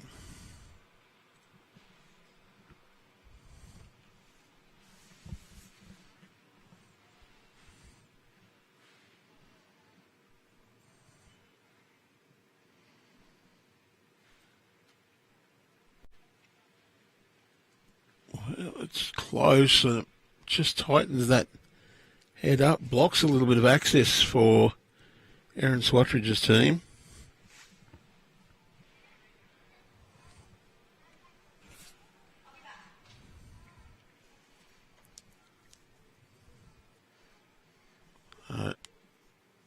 Tough shot here for Metro Southwest.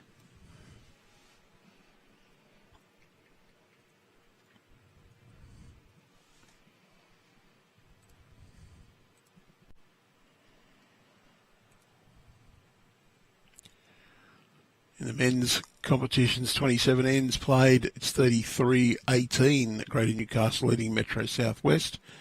And after 34 ends, it's 20 shots the difference. Metro Southeast leading Illawarra.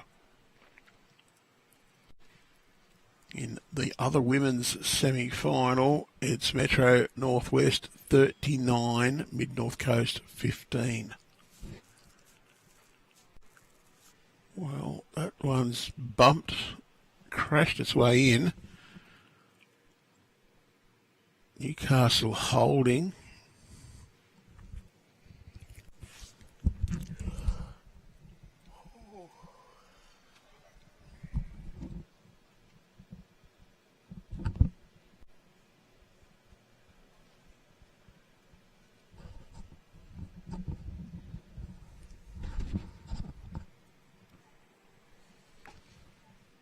Tash gonna forehand draw.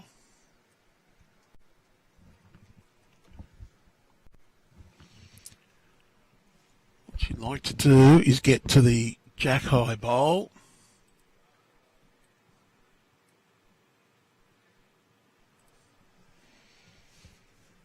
quite going to do it.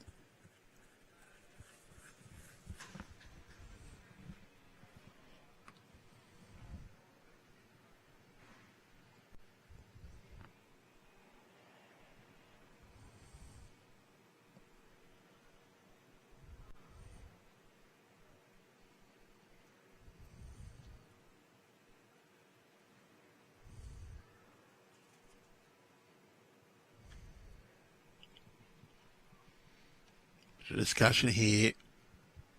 What do we do?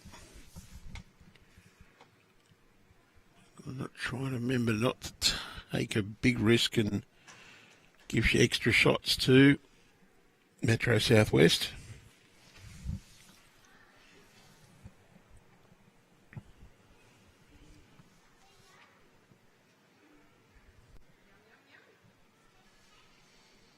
Tough shot here for Erin Swatridge.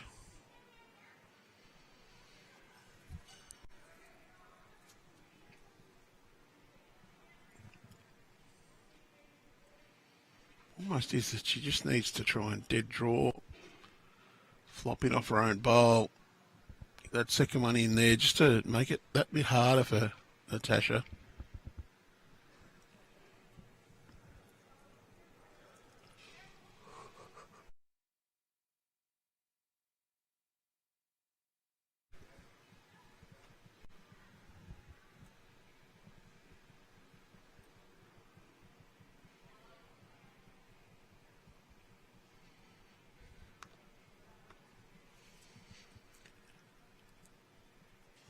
Just wants to draw this shot. A bit quick. Wow, might be lucky to go through and not disturb that bowl with that weight.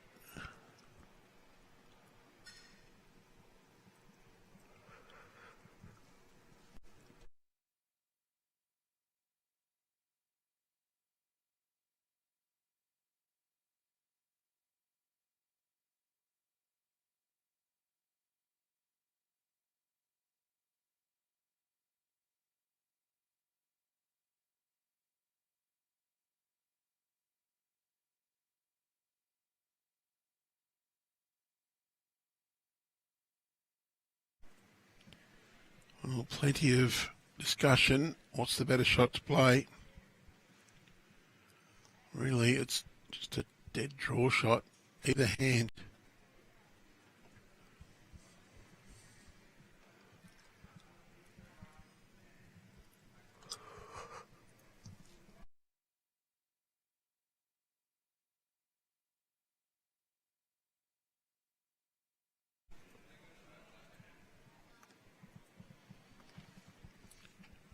Tash opts to just try and get the dead draw down to the Jack High bowl. Bit quick. Ends up right back to the back. Maybe she's trying to get a backwood.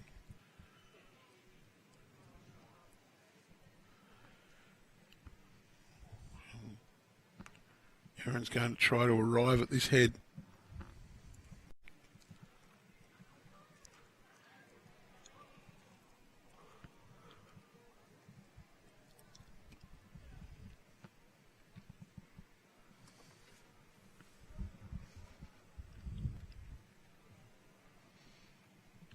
Under the line.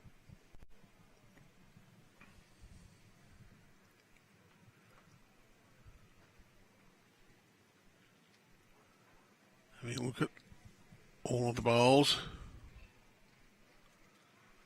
That's another multiple.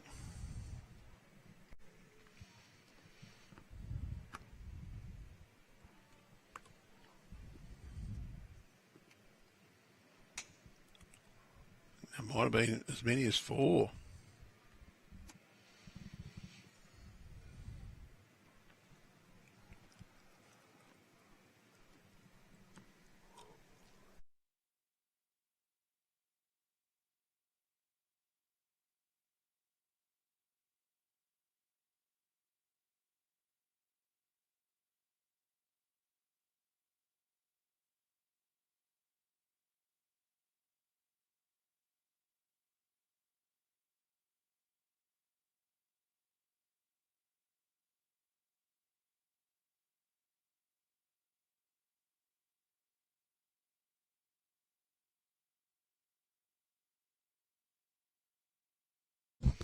I just confirmed that was 4 shots to Natasha and Eldik.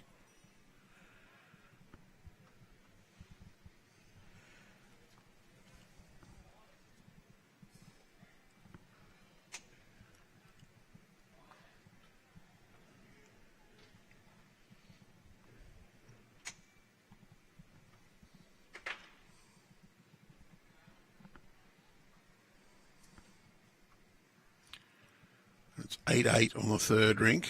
Just bumped the wrong button a bit.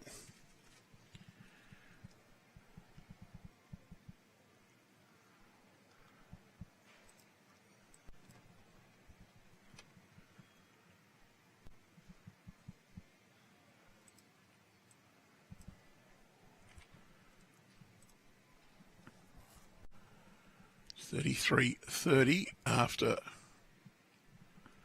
32 ends.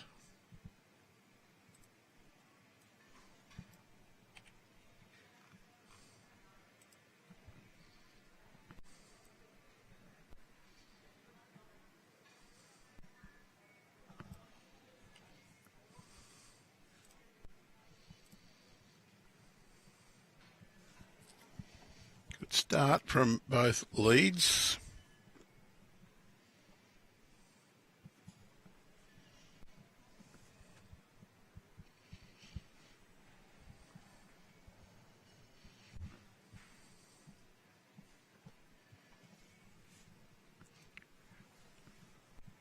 Janet out on that backhand side, little bit through the first one, has slightly overcorrected.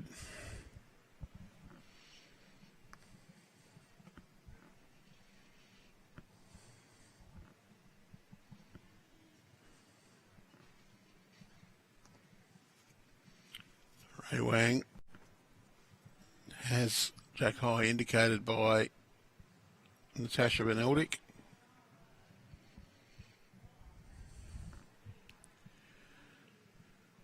Well, that one will be short. Not a bad effort at all by Ray.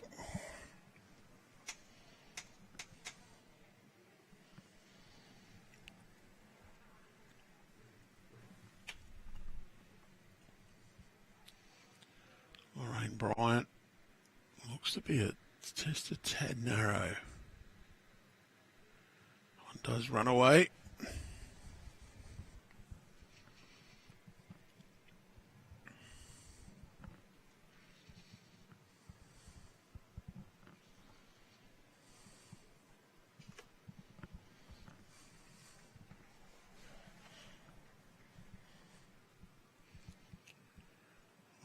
See Tash urging that one down.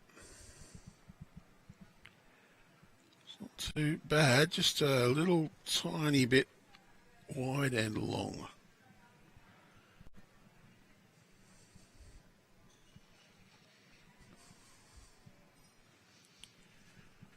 Lorraine.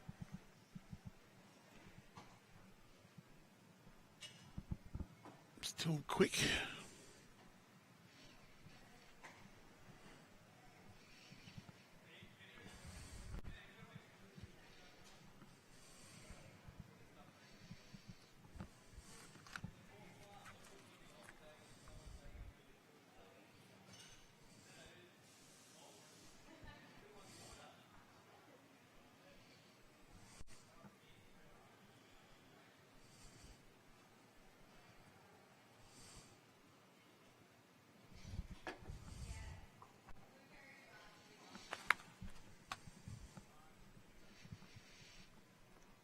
Albert Camp, backhand draw.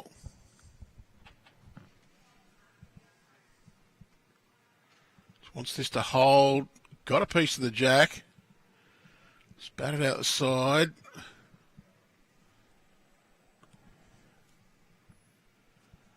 That's still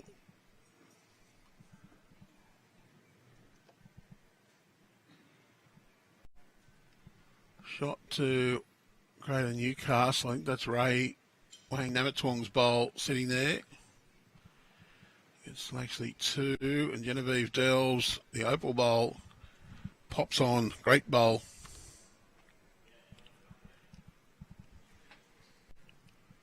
Can I get Lee Stinson to jump in for 2 minutes? For a little comfort stop for me. Just give him some headphones. Welcome to the commentary for a little while, Lee. Thanks, Andrew. Glad to jump in. First time over the course of the week.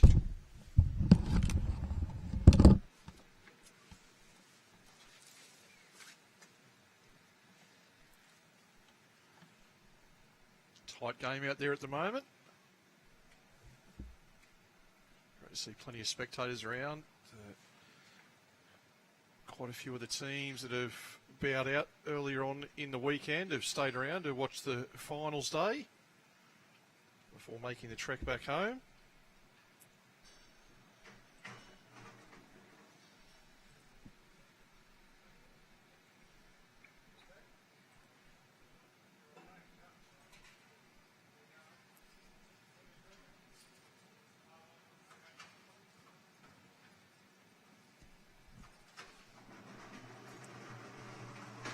Tash working her way down here on the back end.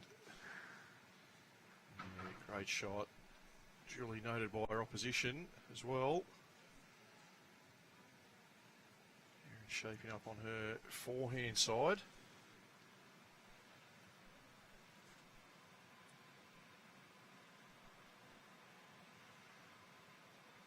Just trying to draw herself. Beat that last one of Natasha's. She'll go very close. Quite up on that side.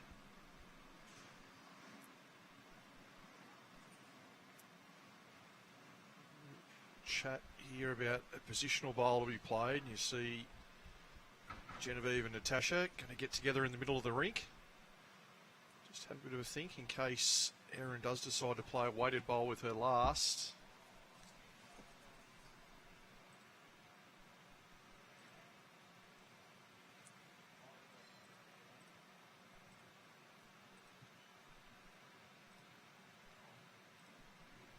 Wait that small discussion on screen. We can let you know on the neighbouring rinks, it's still Metro Northwest in a commanding position, 44 shots to 15, just past the halfway mark in their match.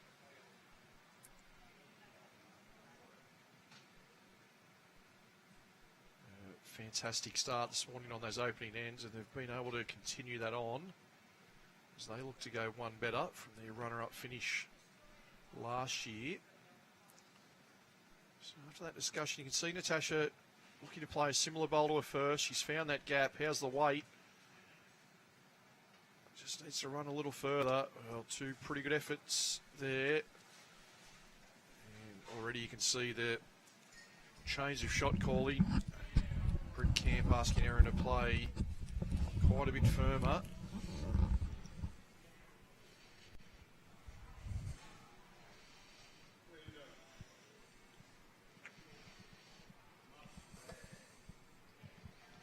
So, attacking mindset here.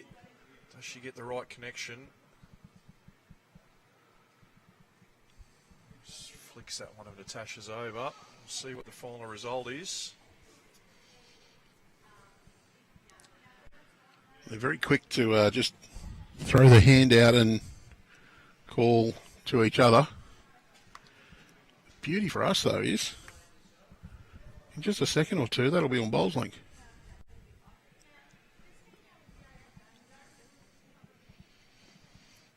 Clear and obvious to the players.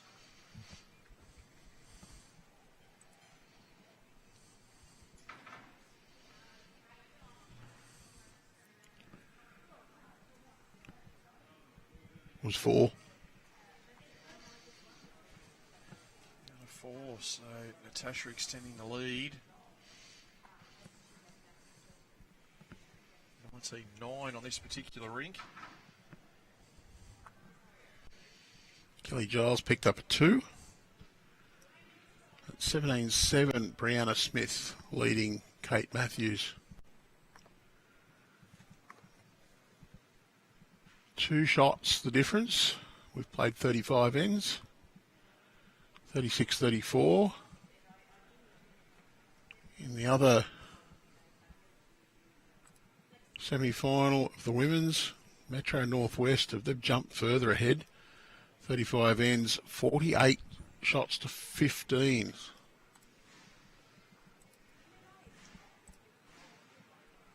a fantastic position. You'll think they'll be very hard to run down here. So Metro Northwest almost got one hand on a place in the final. Certainly look like it.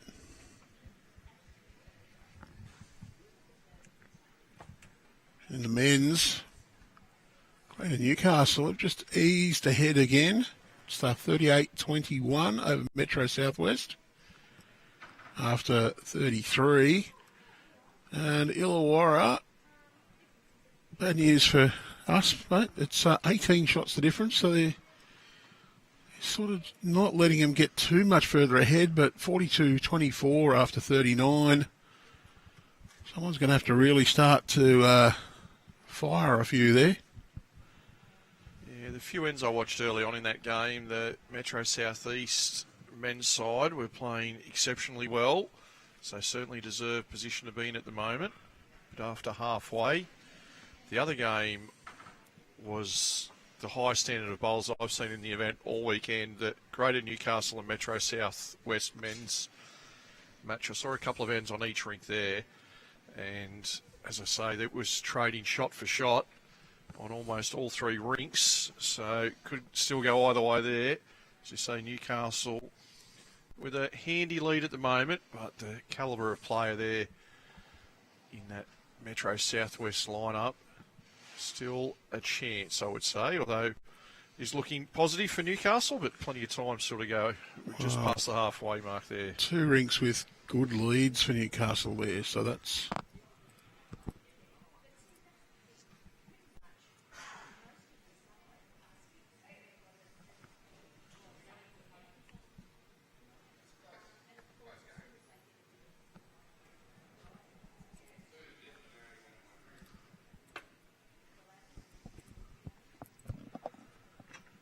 Of course, after afternoon session today, we'll see the men's back in action.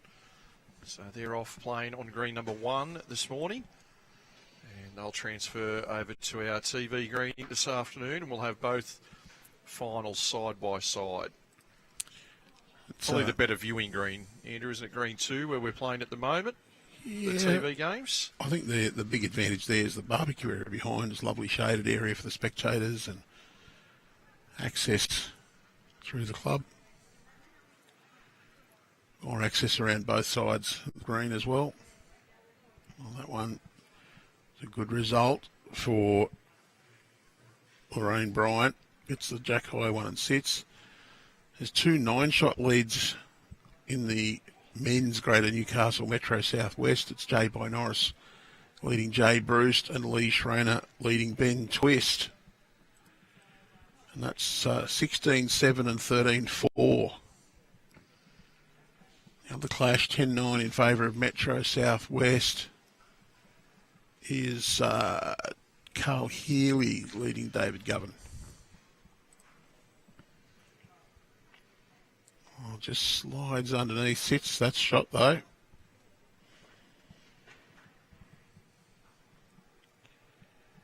And the tail of this rink is the Greater Newcastle team's just doing it that bit better.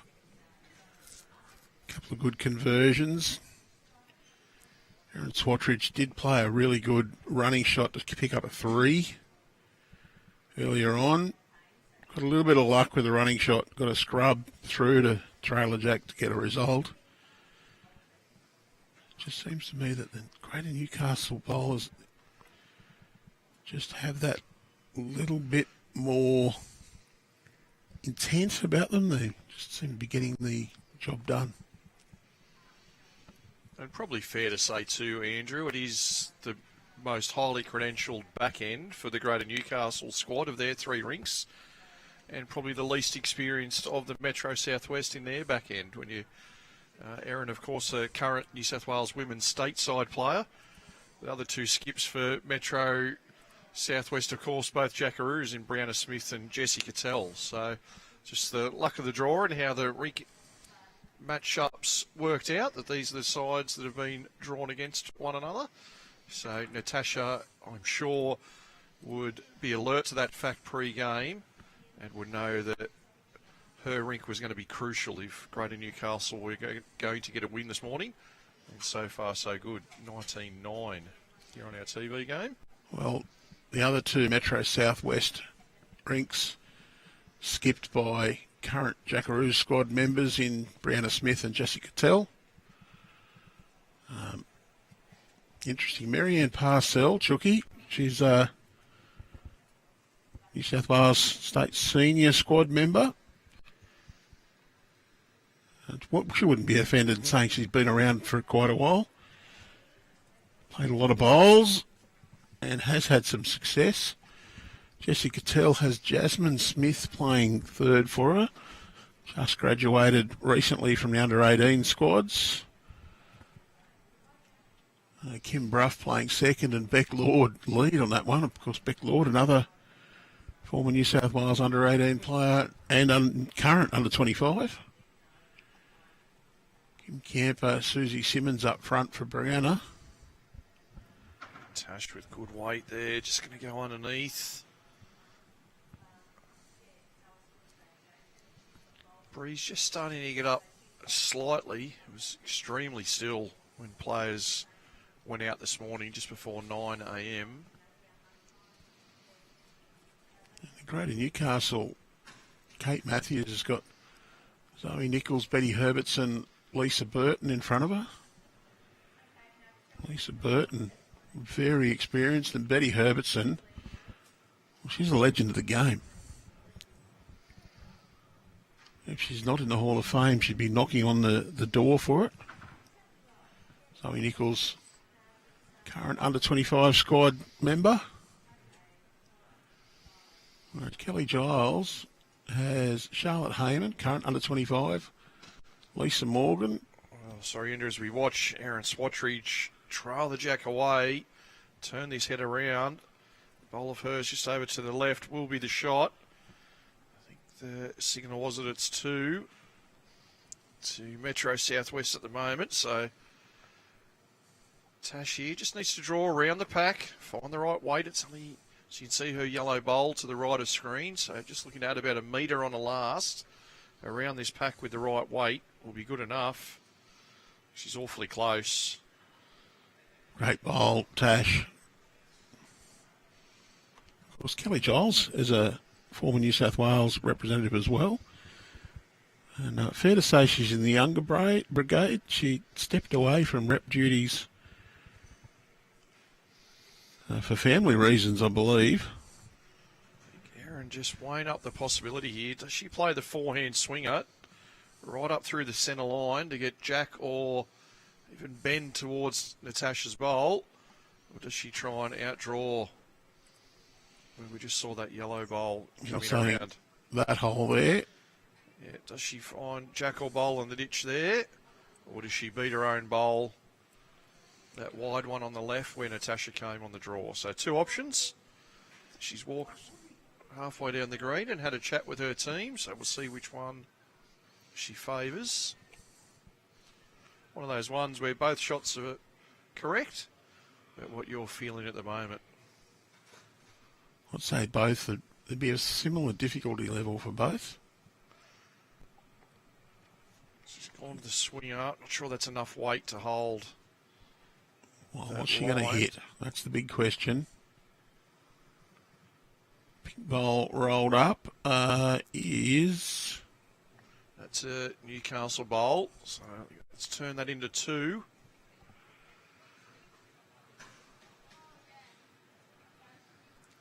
Great first one there from Erin, but Tash was up to the task. Put the pressure on and they score another 2. Mentioned a few of our current and former state squad members, Andrew, and of course this our major selection pathway event for 2026, and we have the vast majority of our state selectors here this week. Some are competing, some are prowling the greens, being involved at all 3 venues over the past few days. converge back here for finals day, and over the coming week or two, I'm sure they'll have squads to attend the trials at Cabramatta in the late March period. So quite a lot of you either here at the event, if you've been playing, or perhaps at home watching, may have put in an EOI for selection. So those squads will come out over the next couple of weeks, so keep an eye out for those. As we said, 2026 rep season underway. Here with our first region representative event and state trials in March, before the Blues embark on another campaign, Victoria, Queensland and the Nationals later on in the year. Sharon McReynolds, what a start. Well, it was just the one shot, Lee. One shot gone on to Bowls Link. It's 20 shots to 9 in favour of Natasha after 12. Okay, sorry, I thought it was a power play. I must have missed that. Did see Brianna extend her lead out to 19-7. Well, it's 10-9.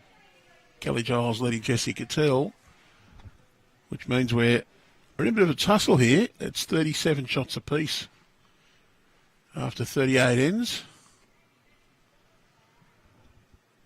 Of the 4 matches here at the venue this morning, at this point in time, Andrew, we've picked the closest one, and one that looks like going all the way,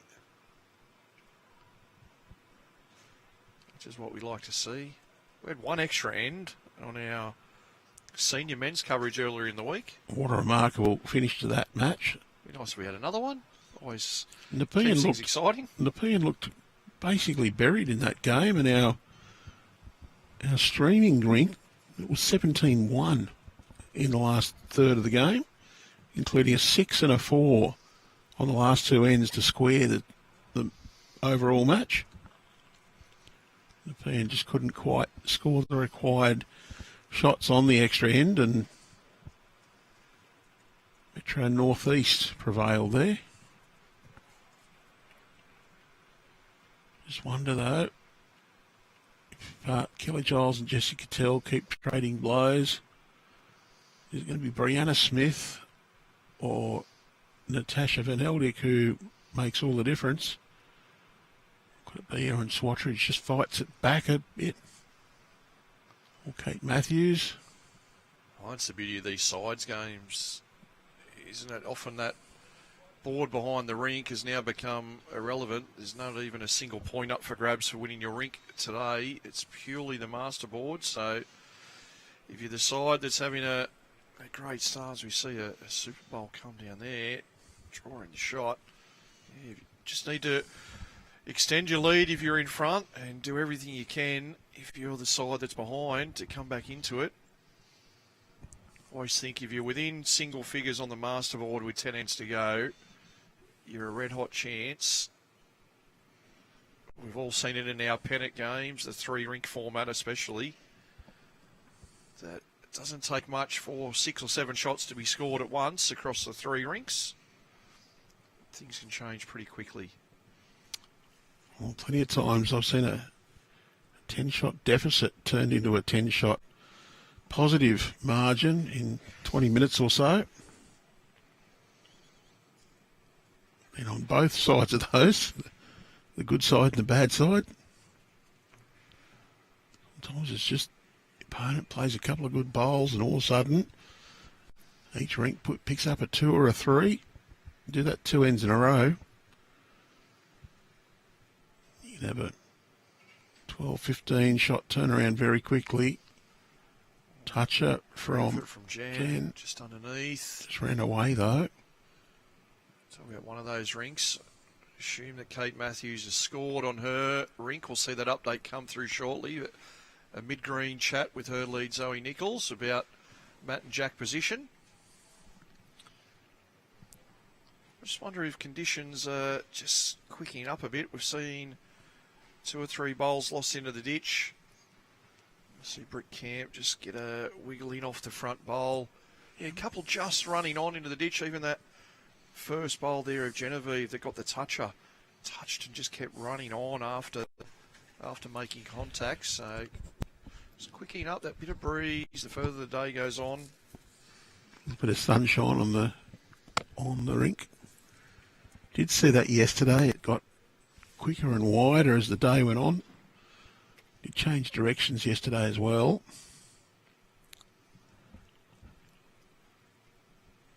Interesting to see how we go this afternoon. We saw Jen get shot back again, so the thirds going bowl for bowl. Can Brittany make it 4 out of 4 with the heads swapped over?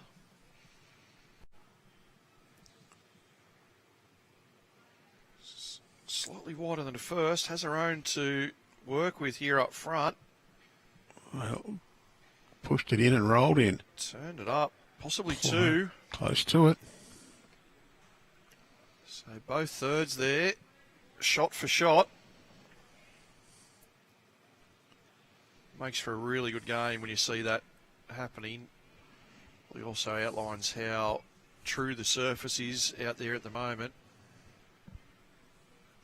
They're confident to play those shots, starting to adjust to that slight more bend and run on the bowls are getting.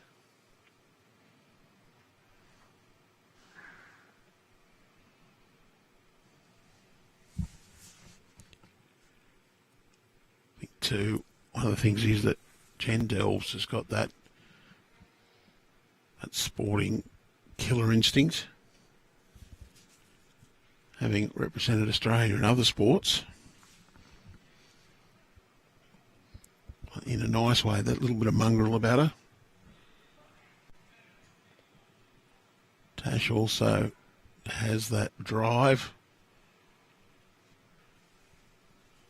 So the yellow one on Natasha's is placed up on the bank. That's not still sitting on the green. She's just a little quick with her first. I think Erin might be the same. She doesn't want to chip that wide one in. Went around it. Thankfully for her. So both skips just needing to back off the pace a little bit here with bowl number 2.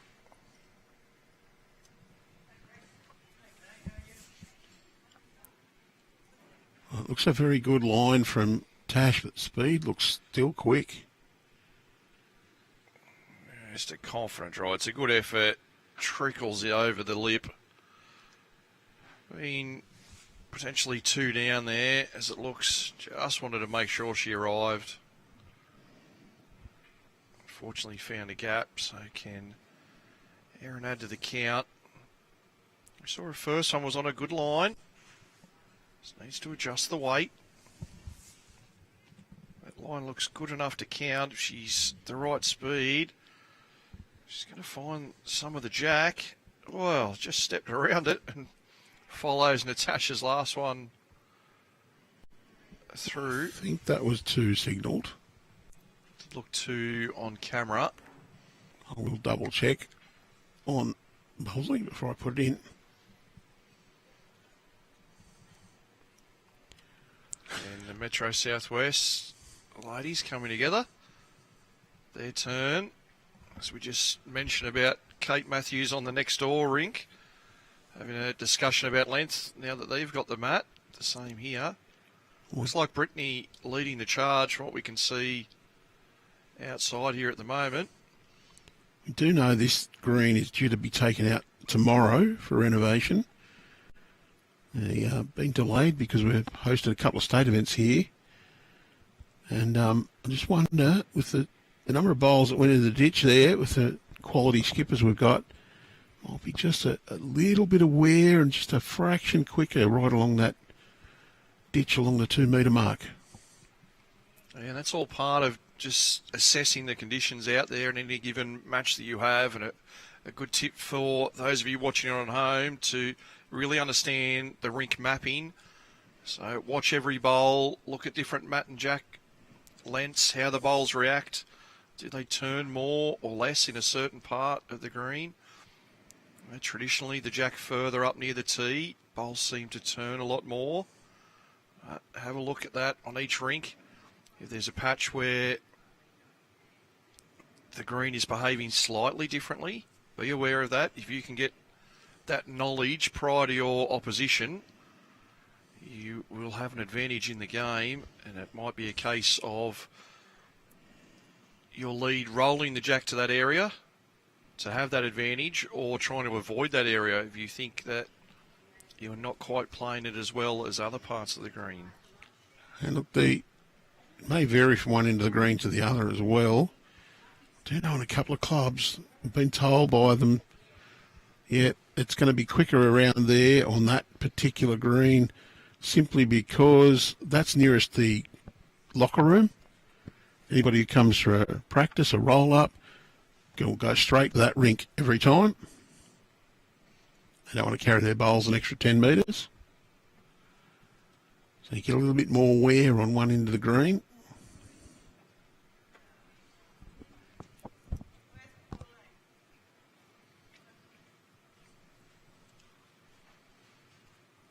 Locals also sometimes can be a really good source about what tricks the wind can play in certain places. Absolutely. That's the other thing in any away pennant match. Probably more so on a synthetic or indoor surface than grass, but have a look at what hand the opposition leads are playing, or the home team leads are playing if you're the travelling side. There could be a clue there into what is the kinder side of the green. See, different bowls will react differently, but there may be a reason why the leads are playing forehand both directions, or forehand away from the club and backhand back towards it. Trust what they know after many, many games at that venue. I do know at one venue, if you're on a certain ditch rink, when you go back towards the clubhouse, you want to take anything up to 1.5 metres more green. Simply because the wind comes around the clubhouse and goes along that corridor on that particular rink. You get into the corner of the green and your bowl just swoops back. Saw the change of length here. About Matt's come up 5 or 6 metres from the end, so we're not certainly not at minimum length. I would assume in the 26 metre range. Oh, I'll trust you on that one, mate. The beauty of it is we haven't got anyone out there with a tape to prove us wrong. It's one of the world events. They'd roll the jack. They had a couple of people standing on the sideline with the tape at the mat. As soon as they rolled the jack, they ran out with the tape and advised what the length was. We often see it at Potters on the portable rink in the UK that the marker will actually announce it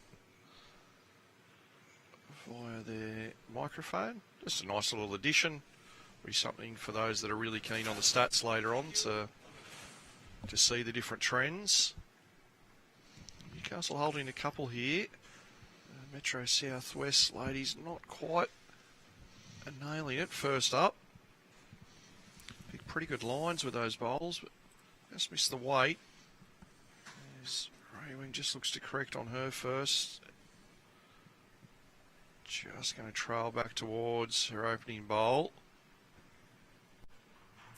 Well, it's 2 or 3 for Greater Newcastle. You see there from Erin. Just letting Brittany know, I don't mind what side of the green you play, but it would be really nice for us if you drew a shot.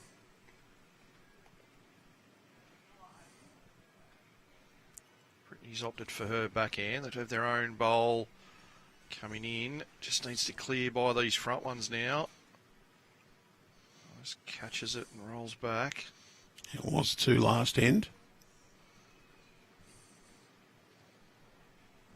Those scores now up to date with what's on Bowls Link. 11 shots to 20 on our feature rink. 11 all. Jessie Cattell and Kelly Giles and Brianna Smith. Also leading by 19 shots to 8. And 9 shots, the difference on the 2 rinks. Cancel each other out. Well, 11 and 9 at the minute, Andrew. So Metro Southwest just got the better of it, as we see. Oh, yep. And Another counter here for Greater Newcastle ladies. It's 2 or 3 there at least at the moment. So we saw Brittany's first one just collect the pack at the front. She was pretty close to the weight. Another half a metre or so will be enough for shot. A metre to the jack. It's a similar line. Metro Northwest lead by 28, 52-24 over Mid-North Coast. 43 ends played, so we're in the last third of that match. In the men's clashes, just 2 shots in it now. Metro Southwest actually leading Greater Newcastle 40-38. So they've really roared back into that. Newcastle had a decent lead early on. Well played, Genevieve. Yeah, I think that lead was 16 or 17 shots last time we gave you those scores. So some pickups over there. And, well, it's nearly put down the glasses. In the other clash, 48 ends played. It's 31 shots the difference. Metro Southeast leading 59-28 over Illawarra. Well, that might be our ticket, Andrew. We'll put our names up for selection next year. Need some reinforcements in the team. Well, I did play triples with one of the selectors, so maybe I'm in. Hang on, we got beat, so maybe that not so much. Back to our feature game, and Erin a few down here on the head, but does have room to come in. Does she make contact with the jack? Yes, she does. Well, she has. Trails it back. So made a couple. Quicker than perfect, but made connection. I think for Natasha, you can see that jack, even from that angle, it's extremely close to the ditch. It hasn't gone in, so this would be a trail the jack in the ditch option. Catches the front bowls, though. Too much traffic. So, Erin, time for you to swap over to your forehand. Turn your toucher a couple of rolls. If you're just underneath, you just sit on the other shot bowl of yours. You're holding 2. Or 1 and a measure, the indication there from Brittany. That one's the toucher. I do agree. There's the draw. Touch that one over is good, and if you happen to sneak inside and just roll that jack in the ditch, you take away the opportunity for Tash to make any conversion. I see you've traded the yellow lines for the red dot. Just keeping it fresh. System keeping upgrade. it fresh. So Erin all on weight now. This will come back to her own if she's the right speed. Well, didn't really give that one a chance, but that would be Tash would be looking at that going, that's a bit nasty putting that there. Well, it's still there. If she was going to trail the jack with a few yards of weight, that's not in her way. Well, she can actually look down. Let's put it on the right screen. Down here, the grey bowl is Metro Southwest as well, so Correct. no problems to get rid of that one. So underneath that, if you get the edge of that, you'll nearly come off and get the jack. Yeah, I think to get to the edge of that bowl, she can probably only play a couple of metres of weight. Just got to time it around those front ones. Just slightly deceptive angle with where those bowls are, with the jack being off centre. So that pink bowl is further away from the centre line than the jack is. So just needs to time it around the front. A few metres of weight. Pinched it She's again. catching something up top. Gets her own closest. That'll ensure that it is 2. It wasn't. Oh, sorry, 3. 3. The signal. Beg your pardon. Just got her own nearest Newcastle bowl out. So it just shows how things can turn around. Greater Newcastle, when the skips went to the head, held somewhere between 3 and 5, depending on the angles that we had there. Erin, 1.5 metre overweight, but caught the middle of the jack coming through and ends up collecting 3. and has asked for that shorter style length, but after her ladies just battled a little bit towards the tee, she's kept the length similar, but just a jack position in the other direction. Well, champion singles. Entries close Wednesday. Get your entries in now. So if you're the current club singles champion for 25-26, make sure you get your entry in by Wednesday. And if you're the club bowls secretary and you want to make sure your player is in, make sure they want to play, get their entry in this week. That does close Wednesday evening. Good entries so far for that event. Worth noting, if you're unsure on how to complete the Bowls Link entry, you have a couple of options on the resources part of the Bowls New South Wales website. There's some step-by-step tutorials that will guide you through the process, or please call the Bowls New South Wales office during office hours, Monday to Wednesday, and one of the team will be able to assist you in finalising that entry. Also worth noting, there are quite a few I saw this morning sitting at tentative status on Bowls Link, so they're just awaiting payment to be made for those entries. So for those entries that are sitting in tentative, they aren't secured in the event until that payment is made. So if they are in tentative following Wednesday night, unfortunately they won't be in the draw. So double check all of that. You will be able to see if you have finalised your entry if you go onto your own Bowls Link account. So double check that. And those that are sitting in tentative, if they haven't made the payment yet, please do so by midnight Wednesday, as those draws will be commenced and rink allocation started to be made come Thursday morning. And if you're unsure about how to secure them, again on that resources page on Bowls New South Wales website, there's how to secure an unsecured entry, I think is the title, a step-by-step guide. Fairly straightforward, but it is a step-by-step guide that shows you how to do it. Oh, absolutely, and it's got a lot of on-screen graphics to assist you as well. It's not just the text. You'll be able to see where to click, what button to press to guide you along the way. Nick Hind and our team has put in a lot of work in setting up that resources page for all Bowls Link related matters. We're going more and more digital with these events. Entries online, and I know that's the case within all your regions through pennant competition and region championships. And there's many clubs out there now, Andrew, as well, taking it on to run one or two of their club championships just to dip their toe in the water and see how it works for their members. Well, here at Yamba, they're actually doing it for their tournaments as well. Entry through Bowls Link.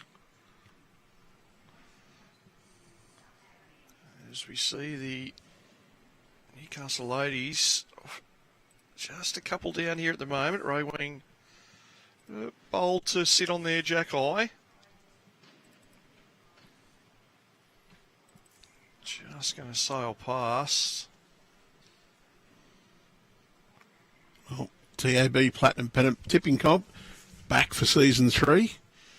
Bragging rights on the line as tipsters battle it out for the top spot. Plus, if you tip your way to the top of the Platinum Tipping competition, you can win a custom set of Drake's Pride bowls. Register now for your tips for the TAB Platinum Pennant competition, which gets away on Friday, 27th of February. A reminder, we will be bringing you Match of the Round on live stream. And on that 27th, 6 o'clock, it's the Carlingford Koalas up against the Season 1 champions, Cabramatta Bullants. And that Koalas have recruited well again. A couple of additions to Cabramatta too. They've just bulked up as well. Oh, as Genevieve just catches the wrong side of the jack. A terrific effort. L2 Metro Southwest, but made that a little bit more appealing for her second one. Yeah, TAB Platinum Pennant just around the corner, Andrew. Great to see that tipping competition back. Free to enter. So jump on and register your details. You can go on now and put in tips if you want. You can wait till closer to the round. Great shot there from Brittany. Important thing to remember in those rounds is you need to have a tip entered for all matches prior to the first match in that round. So on that opening fixtures on Friday, February 27, there are a number of games commencing at 6 p.m, but we do have a 5 p.m. fixture. So you need to get all of your round one tips in by 5 p.m. Metro Southwest have just eased ahead. Pick up for Erin Swatridge. And Jessica Tell, I think she picked up a 4. In fact, we can tell that. Genevieve just went under. She looked up that previous score. So good weight there from Jen. Just went underneath with the last. Finished in a good spot. You can see there that likely Natasha's going to play her forehand left-hand side of the screen. That closest pink bowl just behind Jack High to sit on. And her side bowl just over to the right as well. I'm sure Erin will be trying to draw a shot. Finish just to the right side of the jack as we see it. Would be a great place for her.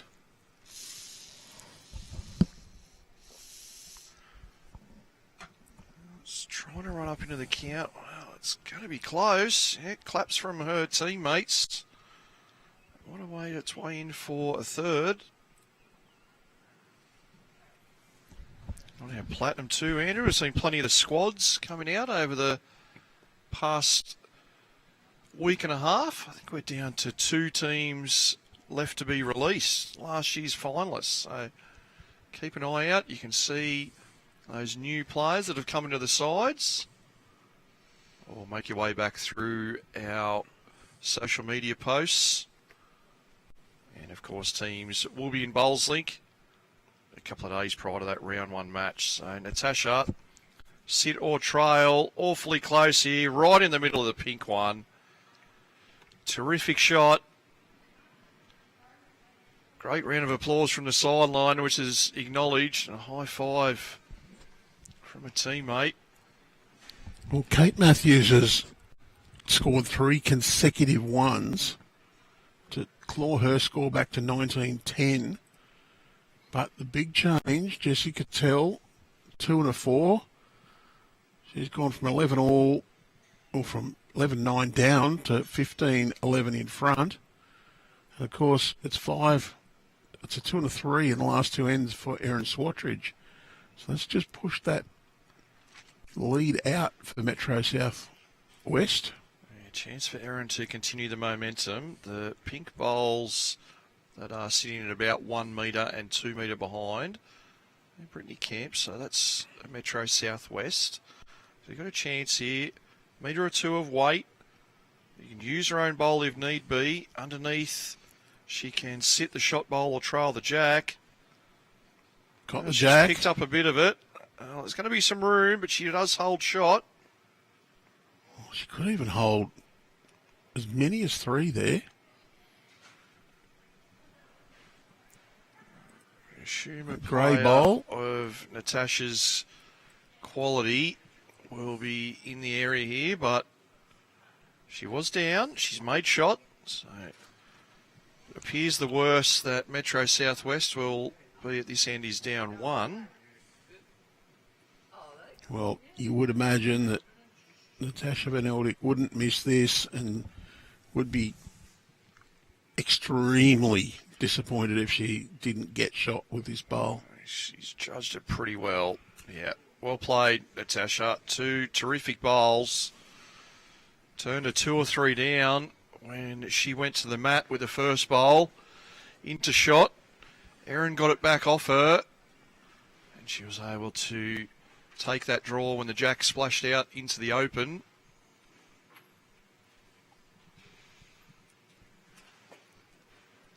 I'm sure we'll see the jack lengthen out a little bit here.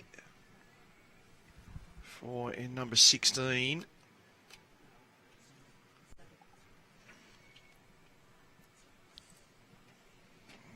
Any scores available, Andrew, on our other games here in the women's and men's events? Of course they are all available on Bowls Link through the app or the browser. The Metro Northwest and Mid-North Coast clash. Well, Mid-North Coast have rallied a little, but it's still very much in favour of Metro Northwest. 48 ends played, so 15 to go, and it's 55-30. So 25 shots the lead with 15 to go. That's above juniors 1.5 per end run rate theory, which is a pretty good approximation. In the men's, Metro Southwest have just edged out to a 5-shot lead. It's 46-41 over Greater Newcastle after 45 ends. So just the 5 in it with 18 to go. And if you're an Illawarra fan, look away now. 52 ends gone, 9 ends to go, and it's 61-32. Metro Southeast leading, 29 shots in 11 ends. Terrific performance there from the Metro Southeast men's side. Looks like we'll be seeing them in action in this afternoon's final. Of course, we are streaming our men's final, so looks like it will be Metro Southeast in action there, and they'll take on the winner of the Greater Newcastle versus Metro Southwest game going on.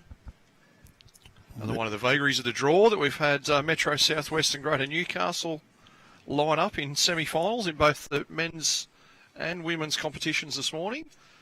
Of course, they've made their way through in different ways. The Greater Newcastle men were runners-up in their section and had a victory in quarter-final play yesterday afternoon. Of course, the start of the weekend, 16 sides, 4 sections of 4, playing all other teams in your section, and the top 2 teams progress out into quarter-final action. So, section winners play against a section runner-up in the quarter-finals. So, in theory, you do have that slight advantage in being a section winner, that you don't have to play one of the other section winners straight away. If you are second place in your section, you have that opportunity to take on one of those top sides and keep your tournament alive. You start the tournament aiming for 3 wins to get you out of your section for sure. If you happen to have a stumble, your next aim is to accumulate as many points as you can to finish in second. And it's the way a lot of championships work. FIFA World Cup's a good one. They certainly don't take only one out of each pool in that. Cricket World Cup, I do remember them playing 2 pools, and the top 4 out of each pool went through to the next stage more than once.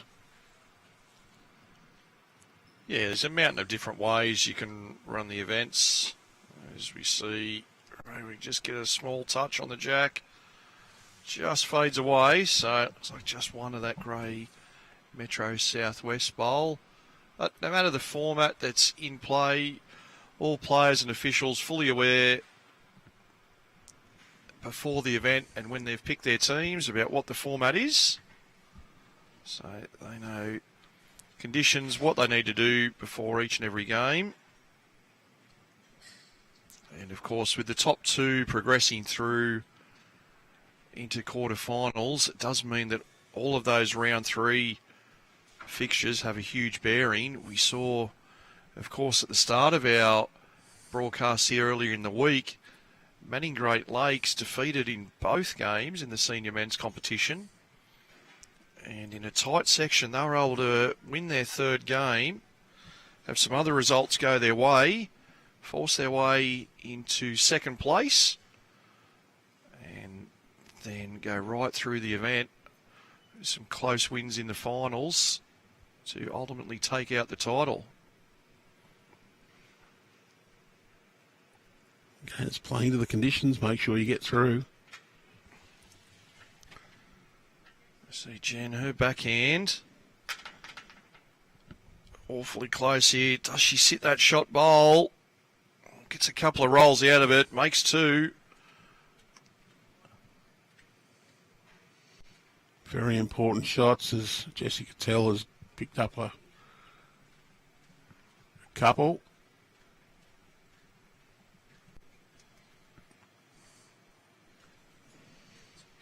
It might have been 3 the last end for Jessie.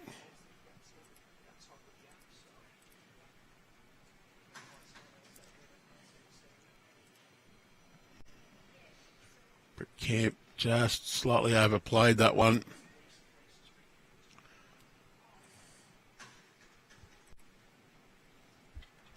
Yeah, so Jessica Tell picked up another 3. She scored 9 in the last 3 ends to push that heavily in favour. Jen Delves, well, she's just tipped her own bowl out. A little unlucky there. We've been looking to get down to these grey bowls. Britt Camp.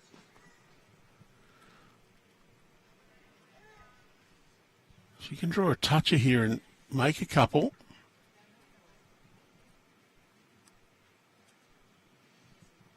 Might have been on a mine. I think she just pulled that a little bit on the tight side. Jendell's missed those. She got the grey ones and vastly improved the Greater Newcastle position.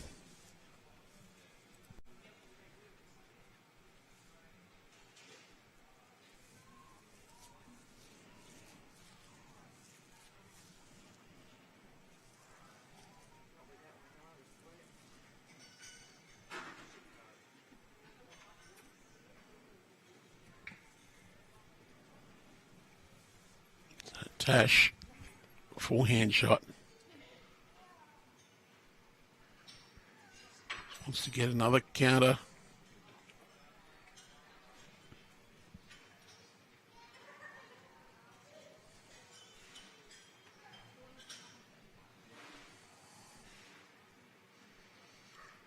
Didn't get the slide, got the chunk. There is a chance for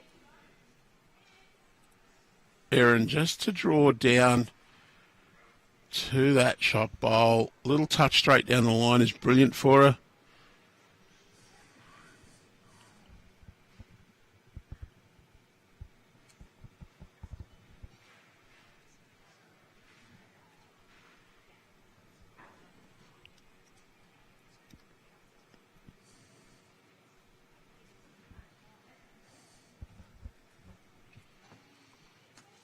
Hand draw for Erin Swatridge.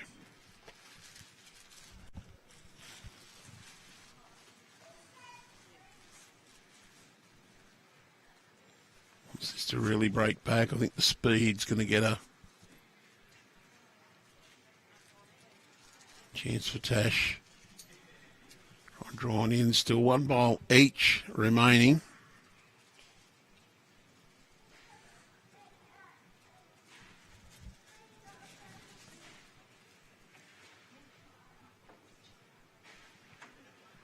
Teammates watching on.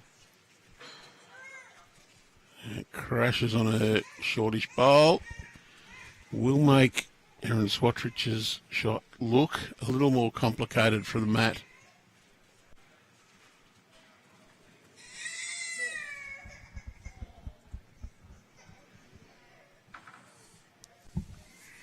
Plenty of traffic there to negotiate.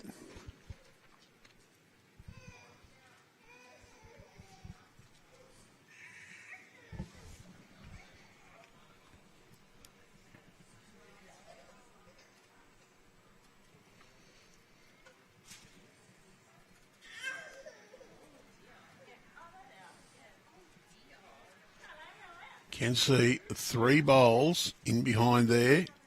All have got a slightly green coloured tinge on the stickers, which does mean Erin Swatridge, if she can just get around that bowl, just get a little roll out of that jack, she could make as many as 4. She will need to be very precise to achieve that.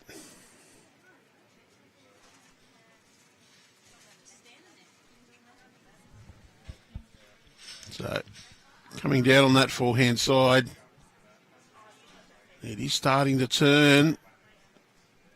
The arms go up because it's just underweight. She does crash into the shorter one. One more to Natasha van Eldik.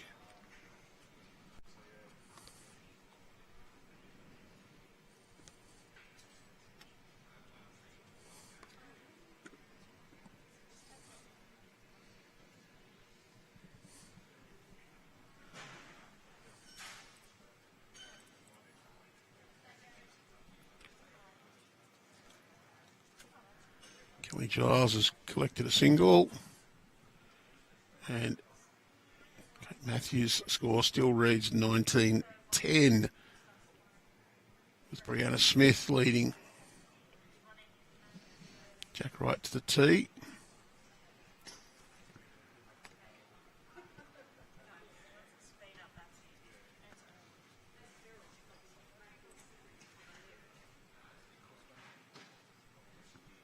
Eleven ends remaining in the other semi-final for the women, and Metro Northwest are leading by 24 shots, 57-33. The most youthful team in this event, with 5 under-18 players in that team. Unfortunately for Newcastle there, Sharon's just got a little bit of a rush of adrenaline and popped that one right through.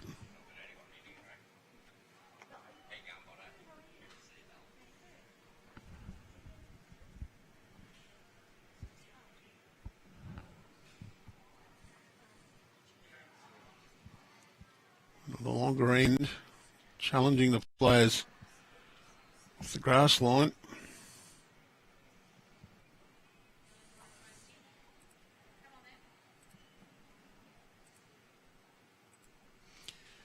Men's competition, Metro Southwest eased out to a 9-shot lead. It's 51-42 after 49 ends, and we've got a game finished on the other side. Metro Southeast have run out winners 66-41 after 57 ends.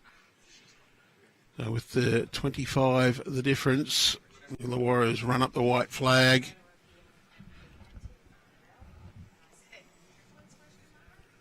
So Metro Southeast, they're through to the men's final.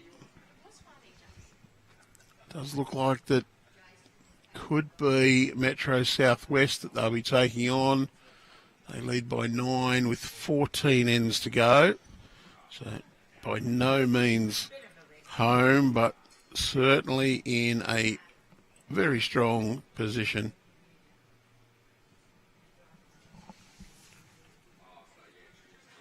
"24 shots in 11 ends required by Mid-North Coast.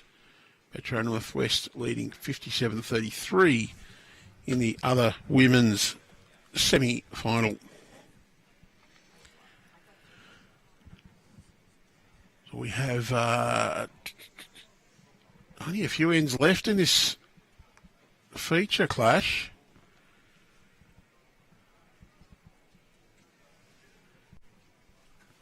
"15 ends played on our ink, or 16.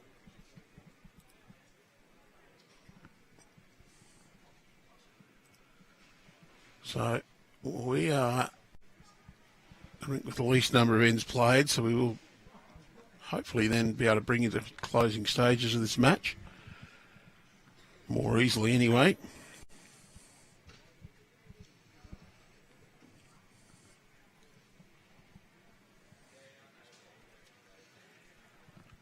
Raweang, Namutwong, opening one, excellent. Second one, just a little on the wide and long side. I'm sure the long is no issue, but Lorraine Bryant just trying to get one in there. 7 the difference on the big board.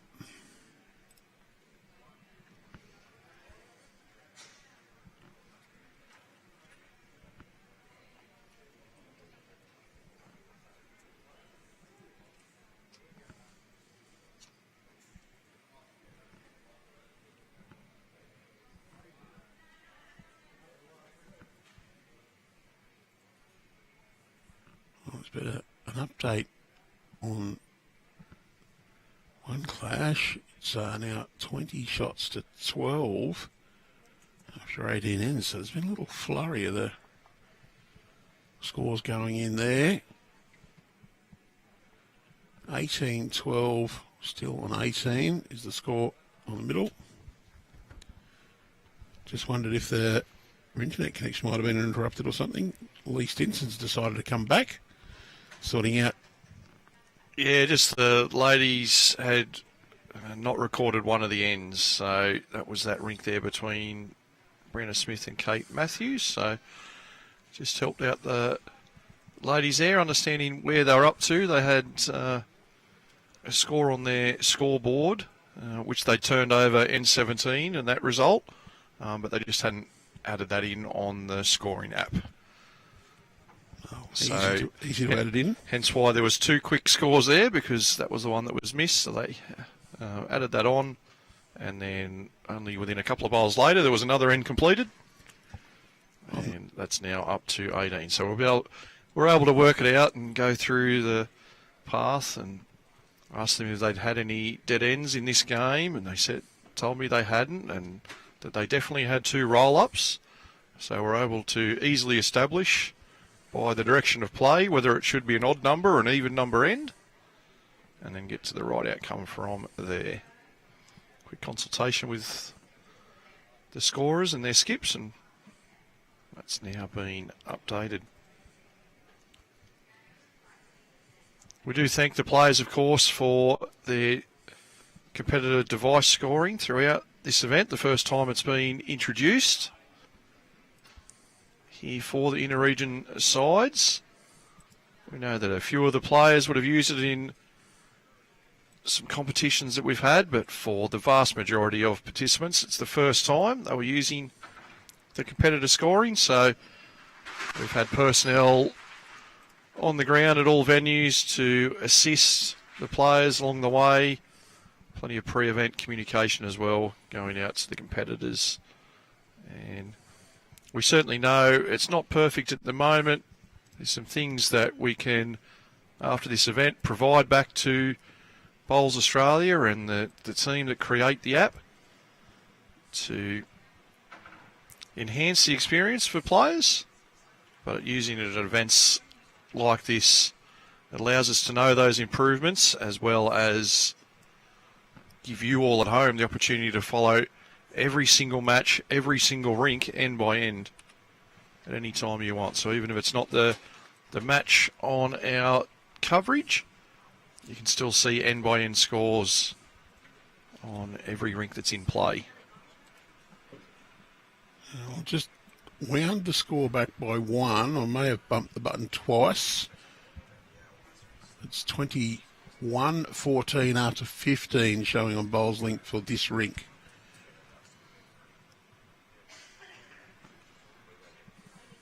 This rink will definitely be the last to finish.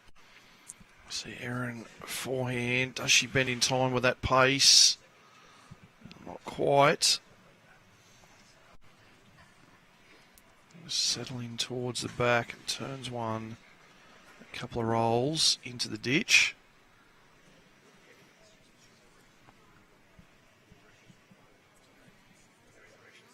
The only other option is that they haven't entered a score because they haven't noticed that it's one's put a 1 and one's put a 2, perhaps. How much are you going to turn in here, Tash? Yeah. Perfect speed for it. Didn't quite get the required bend. shots the difference overall. So we are starting to get towards running out of ends. Huge if Erin Swatridge can draw a shot here. I think they're having a look at their app to make sure the scores are right. I see that bowl.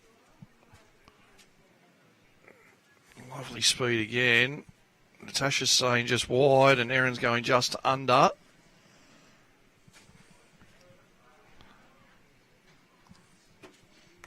That one was just the one. Newcastle scoring again. You probably alluded to it already, Andrew. We have had a finalist confirmed with the Metro Southeast men's side. So assuming the Illawarra side has conceded, they thought they weren't quite going to make up that margin. And of course, here in knockout play, no requirement to play all 63 ends. If it becomes mathematically impossible for one side to win, that's the end of the game. Or at any other stage, the side that's trailing can concede the match to their opponents.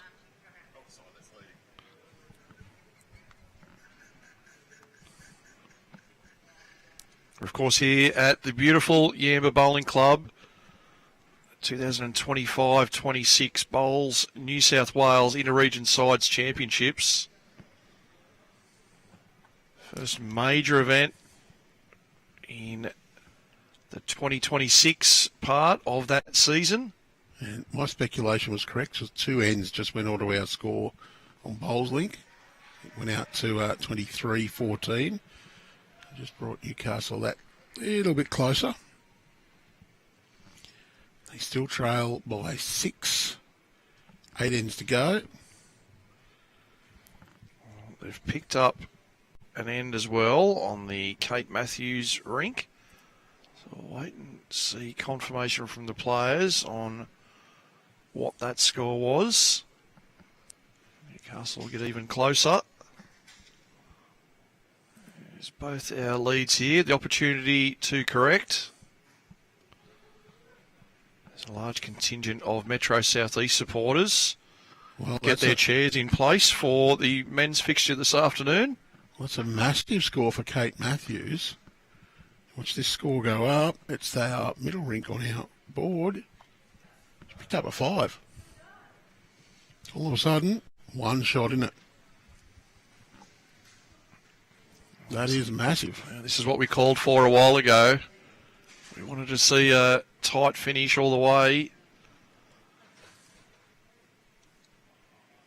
Of course, if the master board is tied after the conclusion of 21 ends on each rink, the players will go back out and play 1 end each. Go back and play against the same opposition.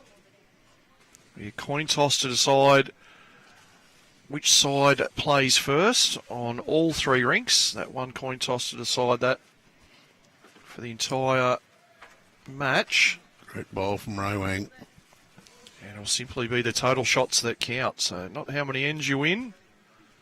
So if one of your rink scores a 4 and you lose 2 ones on the other 2 rinks, that's okay. You'll get over the line 4 shots to 2. So we'll see if that happens. The players will be fully aware of it.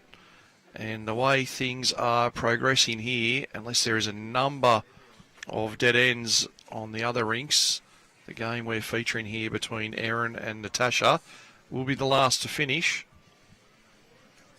Well, the Newcastle resurgence, Kate Matthews has led that. Since the 13th end, it's been 1-1-1 to Kate, 1 to Brianna, and then 2 and 5. So 10-1 from ends 14 to 19 in favour of Newcastle on that rink. Jessica Tell, however, since end 13, has scored 10 to 2. But Natasha Van Eldik has won. She won 4 in a row, dropped two and a 3, and then has won 3 consecutive ones.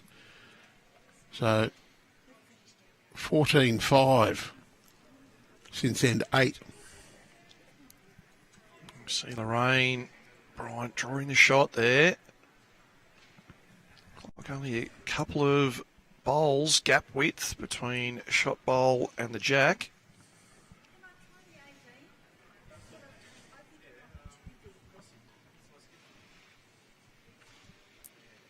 A little bit of speed here from Jen. It's just going to trickle over.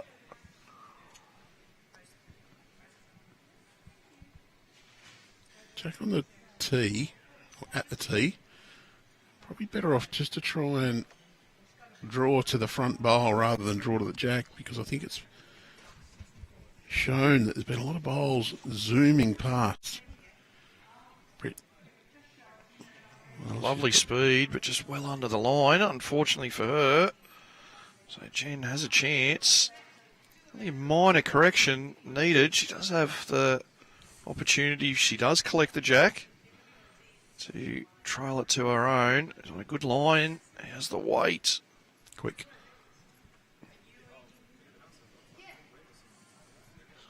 Going in again.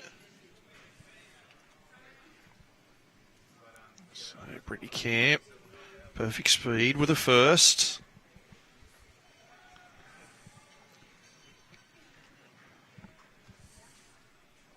It's certainly wider. Is it wide enough?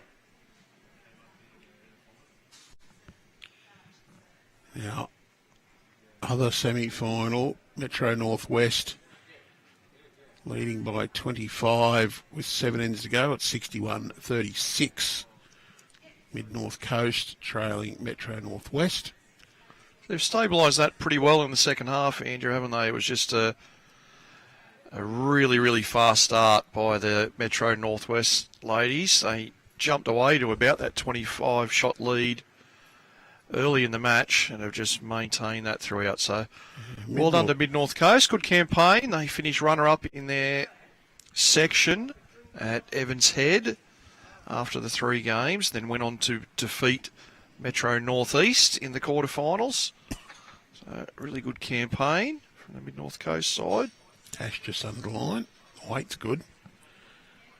In the men's, of course, Metro Southeast already defeated Illawarra. That game's completed.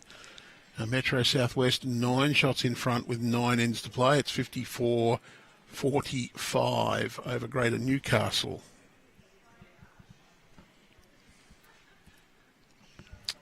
Nine in 9 ends, certainly not over, but you'd rather be in front than behind. One of those scenarios where you would really like that big multiple score, similar to what Kate Matthews had with that 5 shots here a couple of ends ago. That's the one you want to bring that gap back. The 9 in 9 ends you should be able to defend, but as you said, it only takes 1 or 2 bowls to turn that around. Erin chasing this one down. She can draw a shot without touching the jackets too. Yeah, she has done so. So I just wonder here with Tash what she might try. Perfect draw shot weight with a first on that forehand. You can see it just turned in underneath the jack. She might decide this is easier just to have a little dash at this. She's got at least 3rd and 4th if she's 2 down. And there is a chance to get them both. That might be the option. You know, if she gets the edge of the other shot bowl that's sitting just in front of Jack High, almost certain to get onto the jack and get it out of bounds. That looks like backhand drive. Just recomposing herself at the back of the rink. A few spectators, as we said, just trying to get their position set up for this afternoon's match. She comes back to the mat. Good refocus. Backhand drive looked wide out of the hand. Catches their nearest. So Still just the two. Metro Southwest has removed a small element of danger though, so Erin can draw here. That tiny movement of the jack won't go against her now.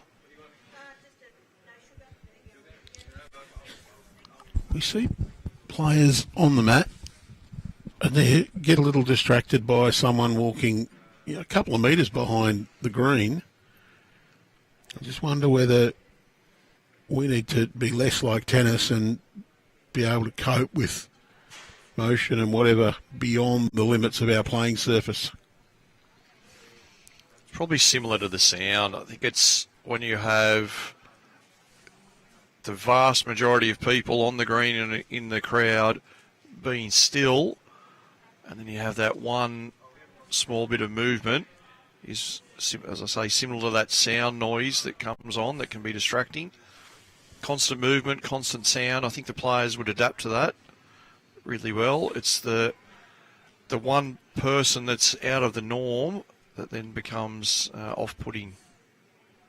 As we see Erin just pulling up short, but it is 2 to Metro Southwest. So she narrows the gap on our feature rink and extends the lead overall. 55-52. We'll get some updates here shortly on our other two rinks here. Skips are at the mat, so we're only a couple of bowls away from those end scores being decided. The Jessie Cattell and Kelly Giles game on their 21st and final end.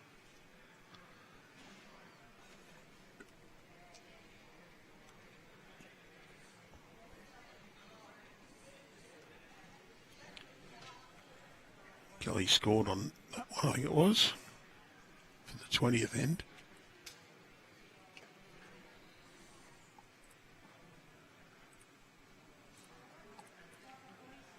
So currently our score is showing 55 all, 5 ends to go.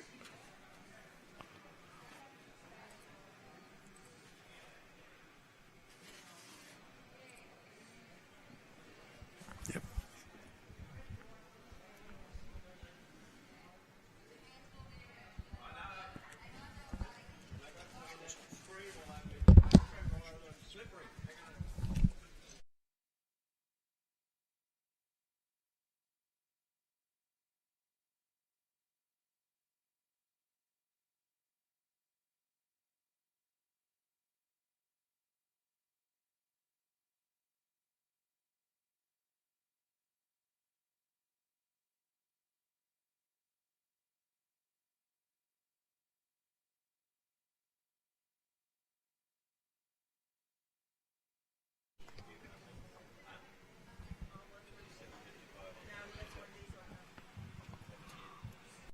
Just double checked numbers there. Sorry, 6 ends still remaining, half of which to be played on the rink you're currently watching.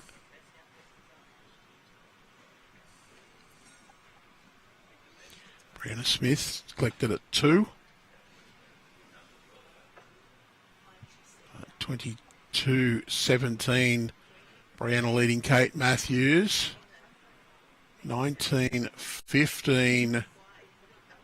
Jessie Cattell leading Kelly Giles, and 15-23. Erin Swatridge trails Natasha Van Eldik after 18. So 3 left to be completed on our feature rink, and the other 2 on their final end. 2 shots the difference. We could be heading to a very exciting conclusion. See Jessie Cattell making her way back to the mat on her rink, so must be pretty close to getting that 21st end finalised. We saw Brianna Smith's lead unfortunately lose the jack, so Newcastle on that rink with the advantage of mat and jack position and last bowl. Men's semi-final that's remaining. Metro Southwest, 5 shots in front, 7 ends to go, 54-49 over Greater Newcastle. So Newcastle's narrowed that margin. It was 9 shots a few minutes ago, back to 5. Of course, Metro Southwest, the defending champions in both the men's and women's event. They took that out on home turf last season. Those finals at Cabramatta after utilising Cabravale and Mount Lewis in the preliminary rounds. So in that semi, Jay Bruce trails Jay by Norris 17-21. They're playing their last end. Carl Healy leads David Govan 21-13 after 18 ends. There's also 18 ends between Ben Twist and Lee Schreiner. And Ben Twist now leads 16 shots to 15. So Schreiner had a good lead over Ben Twist. So Twisty's fought his way back into that game.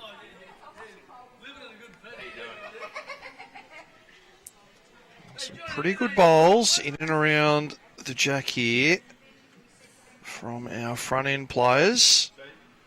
You see Britt, well, just gets a little bit closer, sits that bowl and falls back in.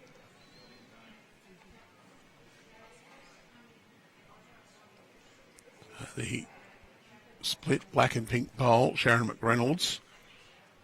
The 1 shot to Britt Camp.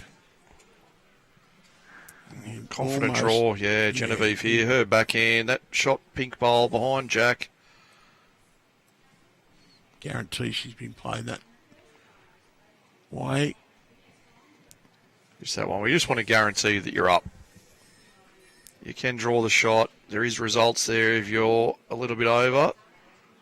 And she has made sure she's up, just a little bit wide for perfect line.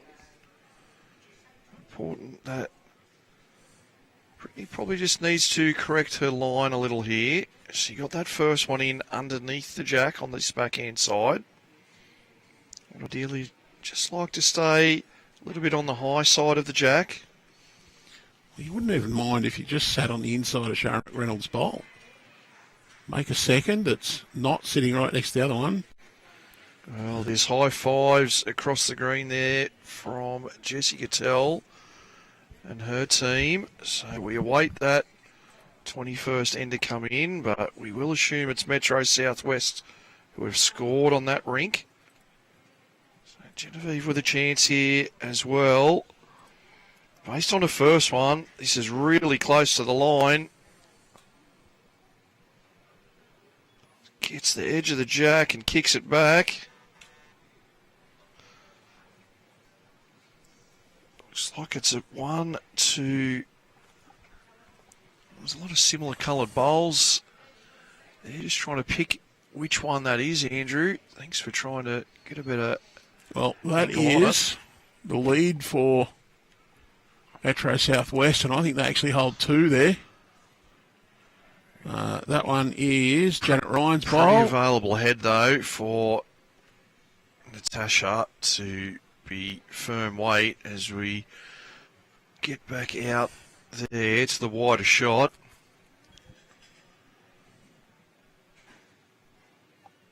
Not a lot here that Erin can do to reduce the target. So, though it will be backhand. Best result is probably to turn Britt Camp's pink bowl there near the centre line once or twice, just to make that target a little smaller.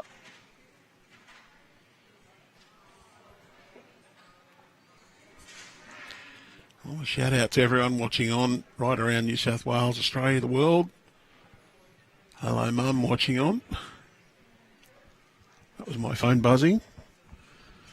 Have we had that 21st end come in, Andrew, on the Giles Cattell match? Just has hit their final score, 22-15. So Jessie Cattell picked up a 3. We mentioned there was some high fives and excitement on the rink, and that is why. Stretches the main board out to 5 shots of difference. So it's not a must make here. However, Natasha really wants to alter this head. Sure, you'll see firm forehand weight. That's the way she's lining up. There it is. Might have just pulled it along. Yeah, got to find the gap. Not collect anything there. Another one to go.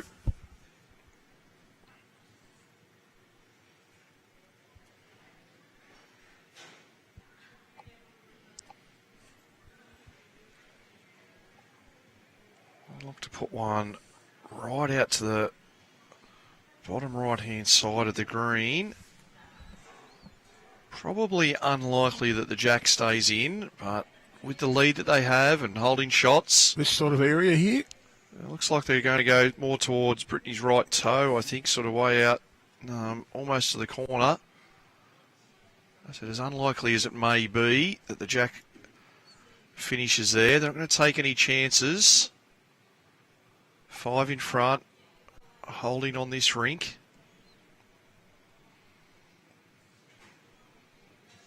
Don't want to give Tash any extra targets.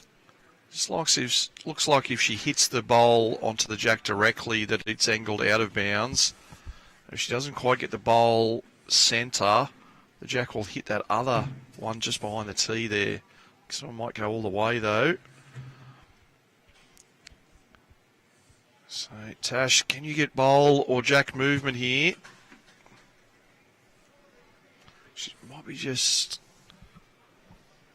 having a quick check on the overall board and how far behind she is. A bowl coming down next door from Brianna Smith. You can just see going out of shot on the right there. All the ladies looking around in that direction. So Natasha steps up to the mat.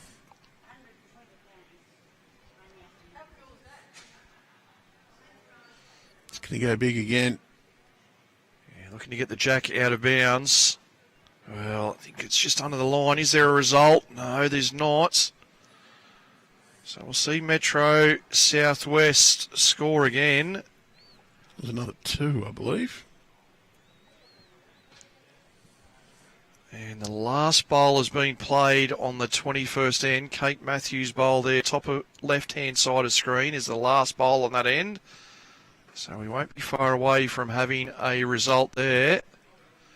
It's Newcastle that have scored. Greater Newcastle with, I believe, 2 for Kate Matthews. It's unconfirmed though, so we'll see that come in a moment. It looked like from our vantage point that it was 2 shots signalled to Greater Newcastle. So that will level out the score that we just saw on this rink. So situation is going to leave Natasha needing to make 5 shots at least on this rink over these final 2 ends. So the Kate Matthews score, 21 ends, 22-20. Picked up a 3. I've got a 3 even. Wow. Well, the 5 shots now would win the game for Greater Newcastle. So, in all likelihood, Newcastle side need to win both remaining ends.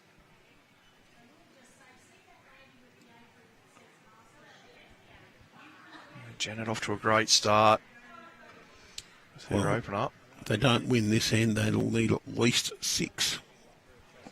And while we saw a 6 on the second last end of men's senior quarter-final, when you have to get them, they're very hard to get. You just got to break it down, and 4 shots in 2 ends is enough. Keeps the game going. To win both ends means you won't have last bowl on the final end of the match. So as a player out there, you would like to score the greater number of shots on this end. So probably looking to make a multiple, 2 or 3 here. Gives them a realistic chance going in to the final end. Well, priority 1, score. very closely followed by priority 2, score as many as possible.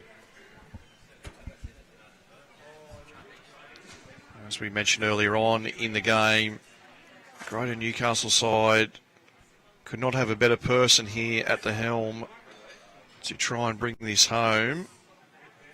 Several hundred appearances for the Australian Jackaroos. Natasha's going to try and direct this team in and have the final say. And it hasn't been evident, but I just wonder if there was a little bit of game management from especially Jen and Tash just to make sure that they were the last finished. I do think they're both quite deliberate in their approach anyway, so it may not have been a conscious decision. Yeah, you seem to find that, and especially over a long pennant season, 6 or 10 weeks of pennant even in your club, there's certain rinks that tend to just have that way about them that will finish quicker or later than the others. That is Newcastle holding shot. Lovely shot bowl by Raweang. Look, we know at state events there's certain players that you think if they're not last off, they'll be second last off. Not that they do anything wrong, they just have that deliberate, measured approach. So Lorraine, Bryant. Bowl near Jack High, probably nearly shot. There's some others that you know will probably be first off. One that springs to mind is Erin Wilson. Disco does not muck around at all. Does this hold on to the shot bowl? No. Great effort. Gave it a little chance. They do have that collection of 3 bowls there, bottom right of screen, to the Newcastle side. Well, I think if I'm Erin Swatridge, I'm saying get one shot first, yes, but I'd love to see out here covered up.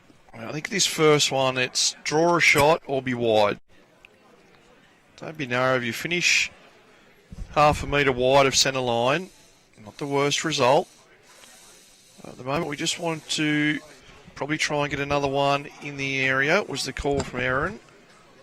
Perfect line for it, just didn't quite play it. So Jen Dell's with a chance here. You can see she has stayed down with the skip, so she's aware of all the angles. I think Tash just explaining. Let's try and give this bowl a little chance. Touch the jack, you've got 4 of the 5 bowls passed. If you're just underneath the jack, rest on the shot bowl for 2.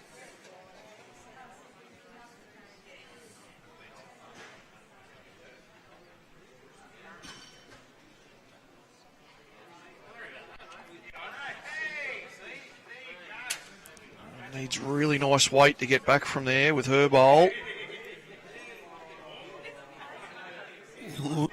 Tasha's urging it on. Just going to pull up.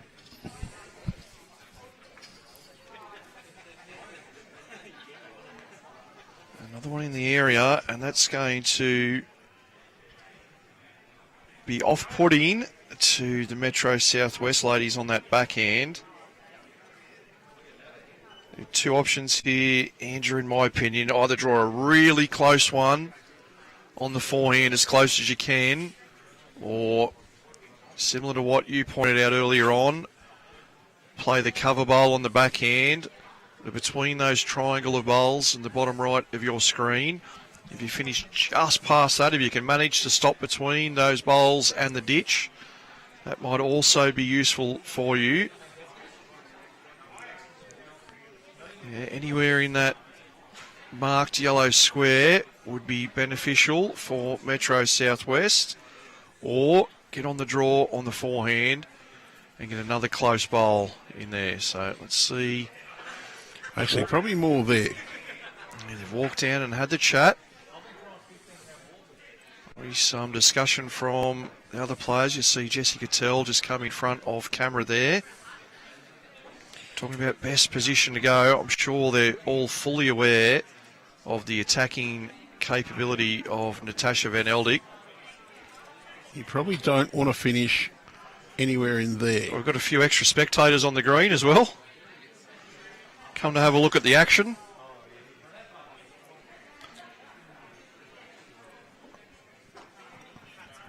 While we wait for some of the wildlife to go away, have we got any update on the men's game between these same two regions? Andrew, how's that one shaping up? Okay, I'll just have a look. 3 ends to go, 10 the difference. Metro South West leading 59-49, 60 ends played. Okay, so the ladies have chosen to play the cover bowl here, and Britt Camp has played it into the box very, very well. Gets a couple of covered options there, so the jack is sliced out. A jack in the ditch can only be worth 1 now. Over that Potentially side. 2, yeah. So Jen, does she have the weight to hold the shot bowl? Not going to find out. We'll see it in a moment where things lie. Well, body language means she might have just faded underneath and you can see her bowl. She had the weight, but not the direction. Either way.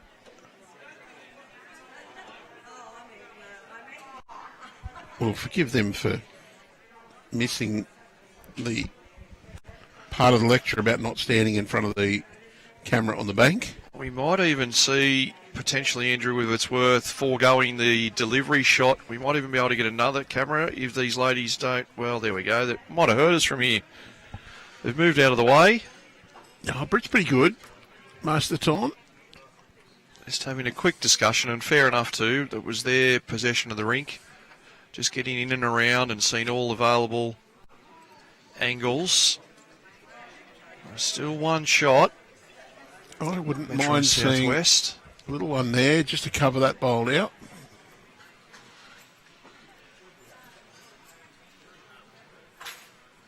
Now, wildlife spectators are back again. You can see Erin, well, and Jack's been fired up from the other end. And clear some of the locals coming in to watch.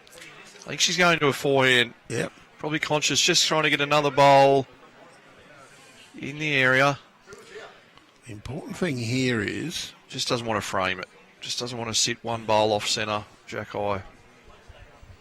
You'd actually rather be wide. Well, it's a cautious one. I think it's going to run the full journey. Yeah, hasn't sent that one. Similar to last time, it's not the end of the game if Tash can't turn this around, but crucial here, I feel, for the Greater Newcastle side that they do score.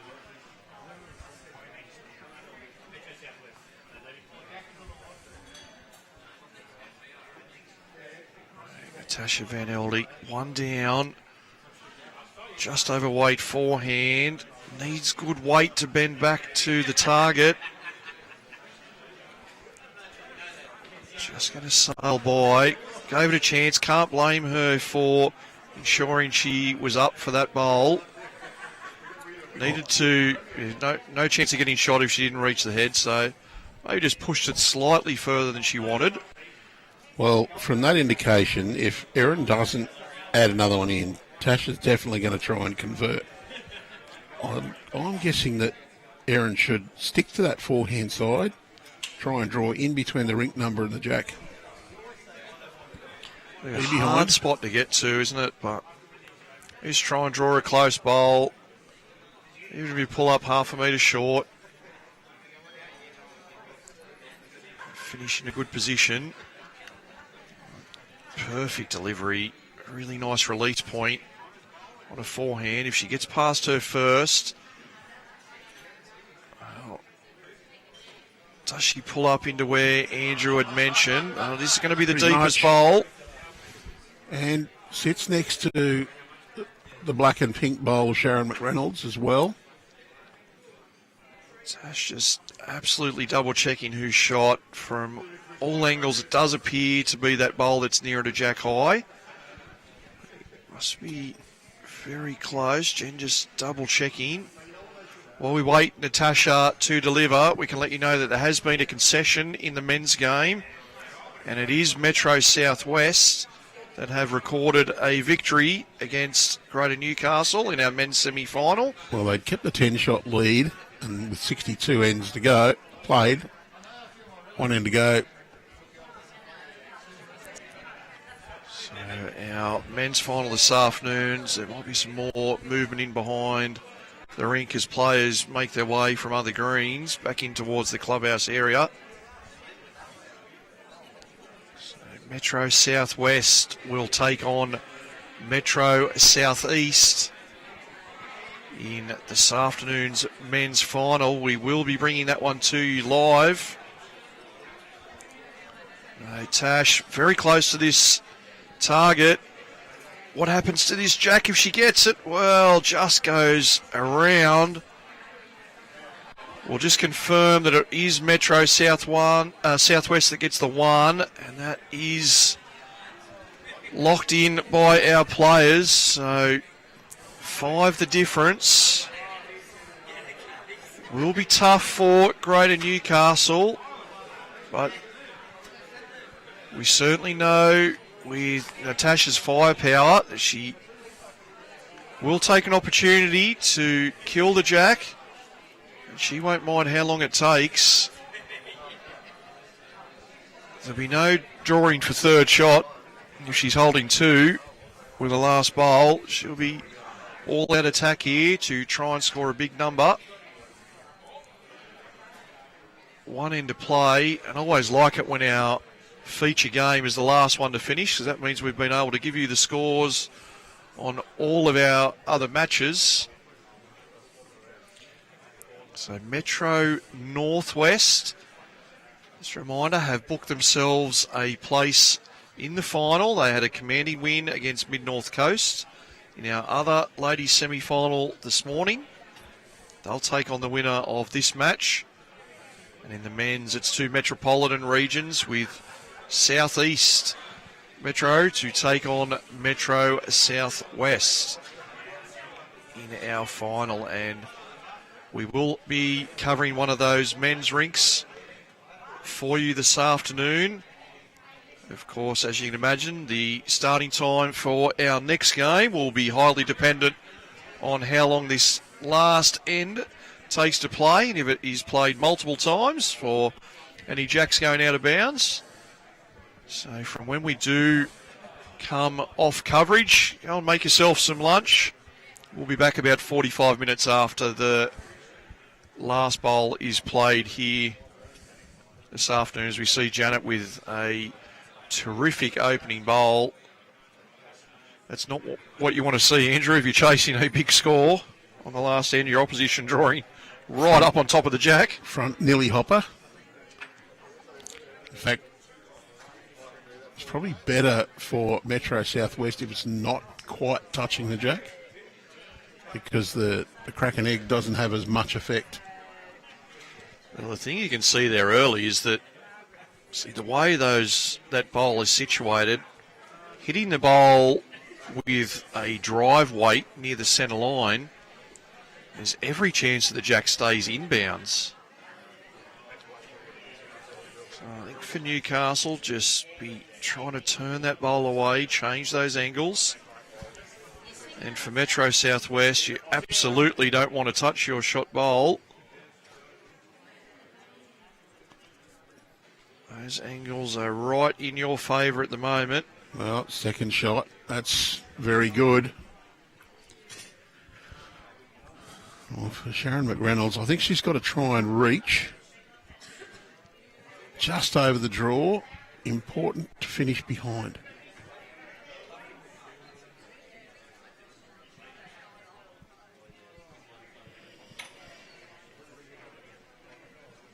It's going to be a fair effort.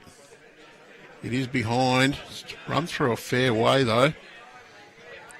So, for Lorraine here, you saw Erin on camera indicate where she wants to be, about where she's standing.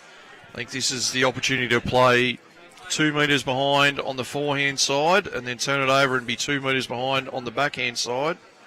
Cover off both areas. Well, that's best back so far. Good home. Well, that's perfect. There's not going to be 6 or even 5 Greater Newcastle bowls that outcount that to where that jack may splash. So, Raweang. does she change an angle here? Oh, it's a good home though. She's missed in the right areas. Well, I think for Erin here, I'd like to see her switch Lorraine over to her backhand, right-hand side of screen. That's the apparent danger at the moment. Great that she's put another one behind, but she's put it alongside her first one. So having one there or two there doesn't really alter the count. The only option is to turn this bowl away from the jack. Yeah, you get 1 or 2 rolls out of it. And then you might open up a little trail on the forehand.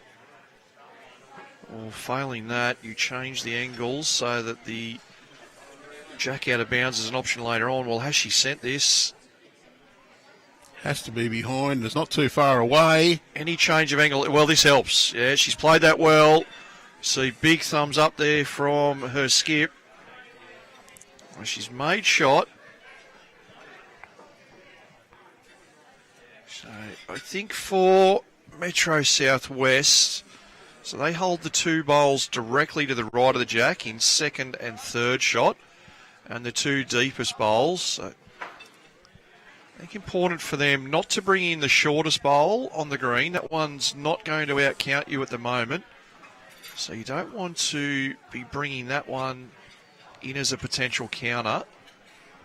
You have 2 of yours that beat that one currently.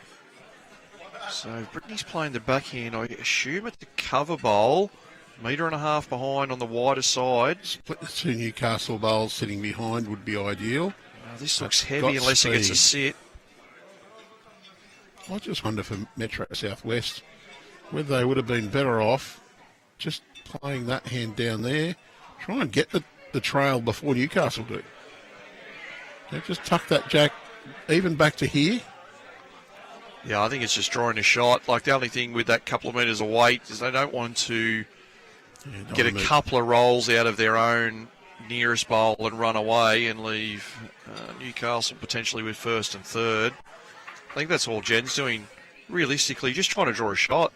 She touches the jack or sits the other inside bowl. That's a chance. Needs to stop before the back 2. She's done that. Weight's really good, so that's a chance. So those bowls on the line, both belonging, those ones that just dropped down, both Greater Newcastle bowls. Cannot be tight. Britt Camp can't be tight and smack the Newcastle bowl closer. Well, or even worse, turn it 3 or 4 rolls onto the jack. And it's tight.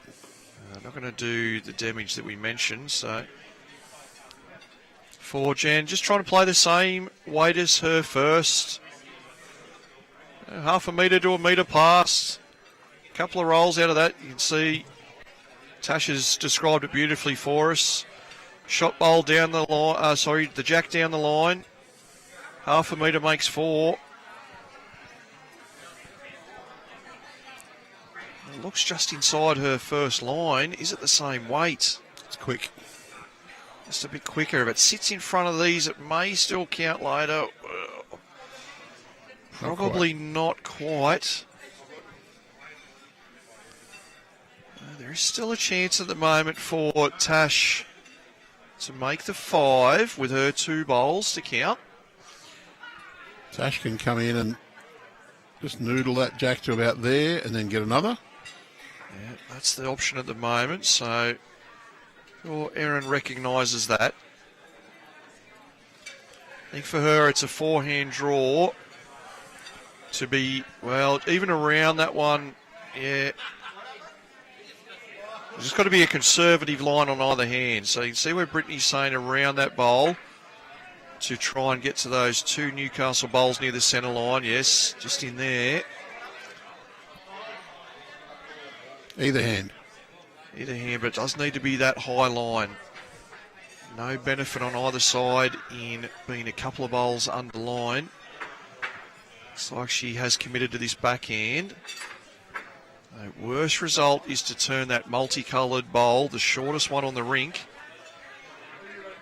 up into the head or even onto the jack. So just be around that and you're safe. Don't help your opposition out. They're in a tricky spot here at the moment. Well, she's working away back around, turns her own. Ooh. Well, if anything, it might have given Tash another edge to work with. She can get back off that to the jack, so 2 to 3 feet of weight maximum. the jack needs to move about half a metre back and probably one jack width to the left-hand side of the centre line as we look at it. She gets the edge of that bowl. It might be able to use this brakes and just bring that jack out to here. Yeah, correct. To hold 4. Yeah, we said that was the one that was just turned over by Erin. Just give him Tash an extra angle to work with. It's not too far away. I think the jack's going too far if she gets it, though. Oh, it's jammed on those bowls. But they haven't got enough counters around it. They haven't got enough there, so unfortunate result. She needed to be less weight if she got it clean, or with that weight come off one of the other bowls. And unfortunately for Greater Newcastle, she's really hidden the jack to try and attempt a dead end. Now, Erin, do not put a bowl that's short of jack high here.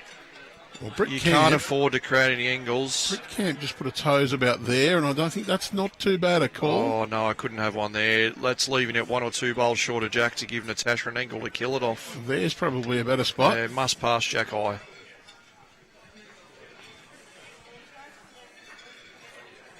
It'll be extremely tough for Natasha to make the required shots. Don't think there's a real angle to get the 2 grey short bowls out. Yeah, this is... It's important she gets... She can beat these wing 4th, bowls 5th shots, yes. Just past the jack. Urging it to settle down. Oh, it hasn't out-counted those ones. Well, is there a chance that Tash can hit that bowl, which would get that one to go that way, and then split that out? Just needs slightly on the inside half, just on the right-hand side. So she has to go awfully close to that shortest bowl on the rink. Just miss that on the left. She's trying to count the numbers. If that occurs, I think she could lay 5, depending on whether the front one beats the one directly under the 2. They're the 6 Newcastle bowls. And then that one is the closest, should those 2 grey go out, that she's got to beat. So the big question is whether 5 and 6 come into count. 5 maybe. I don't think 6 does. The beauty of having a go at this shot is that there are a couple of angles at the front, which if she doesn't get the ideal result, gives her a chance to angle back to the jack and splash it out of bounds.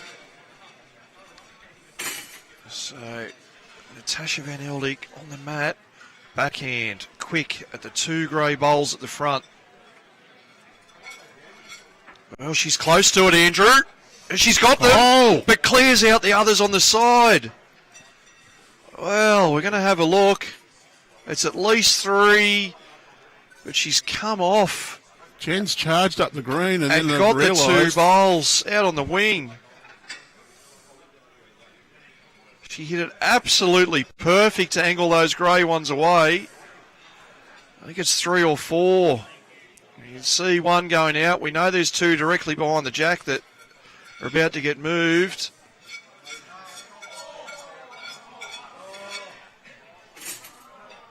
All right, 3 or 4 is going to be the victory for Metro Southwest. Well, it was a fantastic attempt. Probably just shows that those angles were not quite right, that it was going to go into that 2 bowls she had there together. We haven't got final confirmation. Well, there it was, 3 to Greater Newcastle. Terrific effort. But it is Metro Southwest who will go on. They have clinched victory 63-61. What a contest this morning.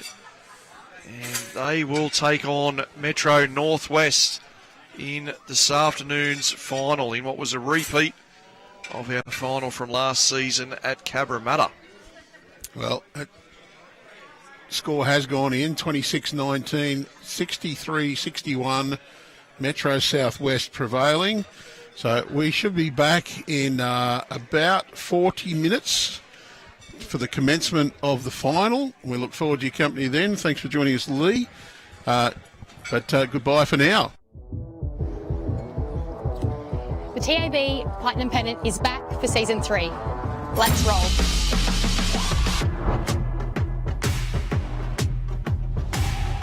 New rules, new teams, same world-class competition.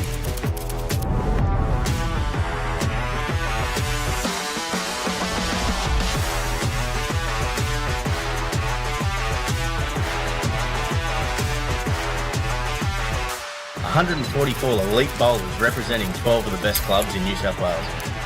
Each side stacked with state, national and international representatives. And this year, the stakes are higher than ever.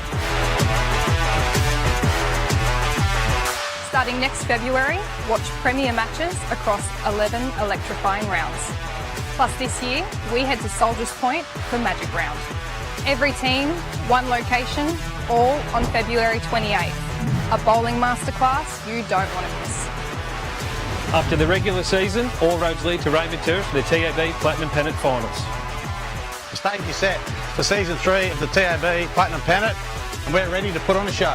Go the Griffins! Go the Koalas! Up the Jets! Up the Kiwis! The TAB Platinum Pennant is back.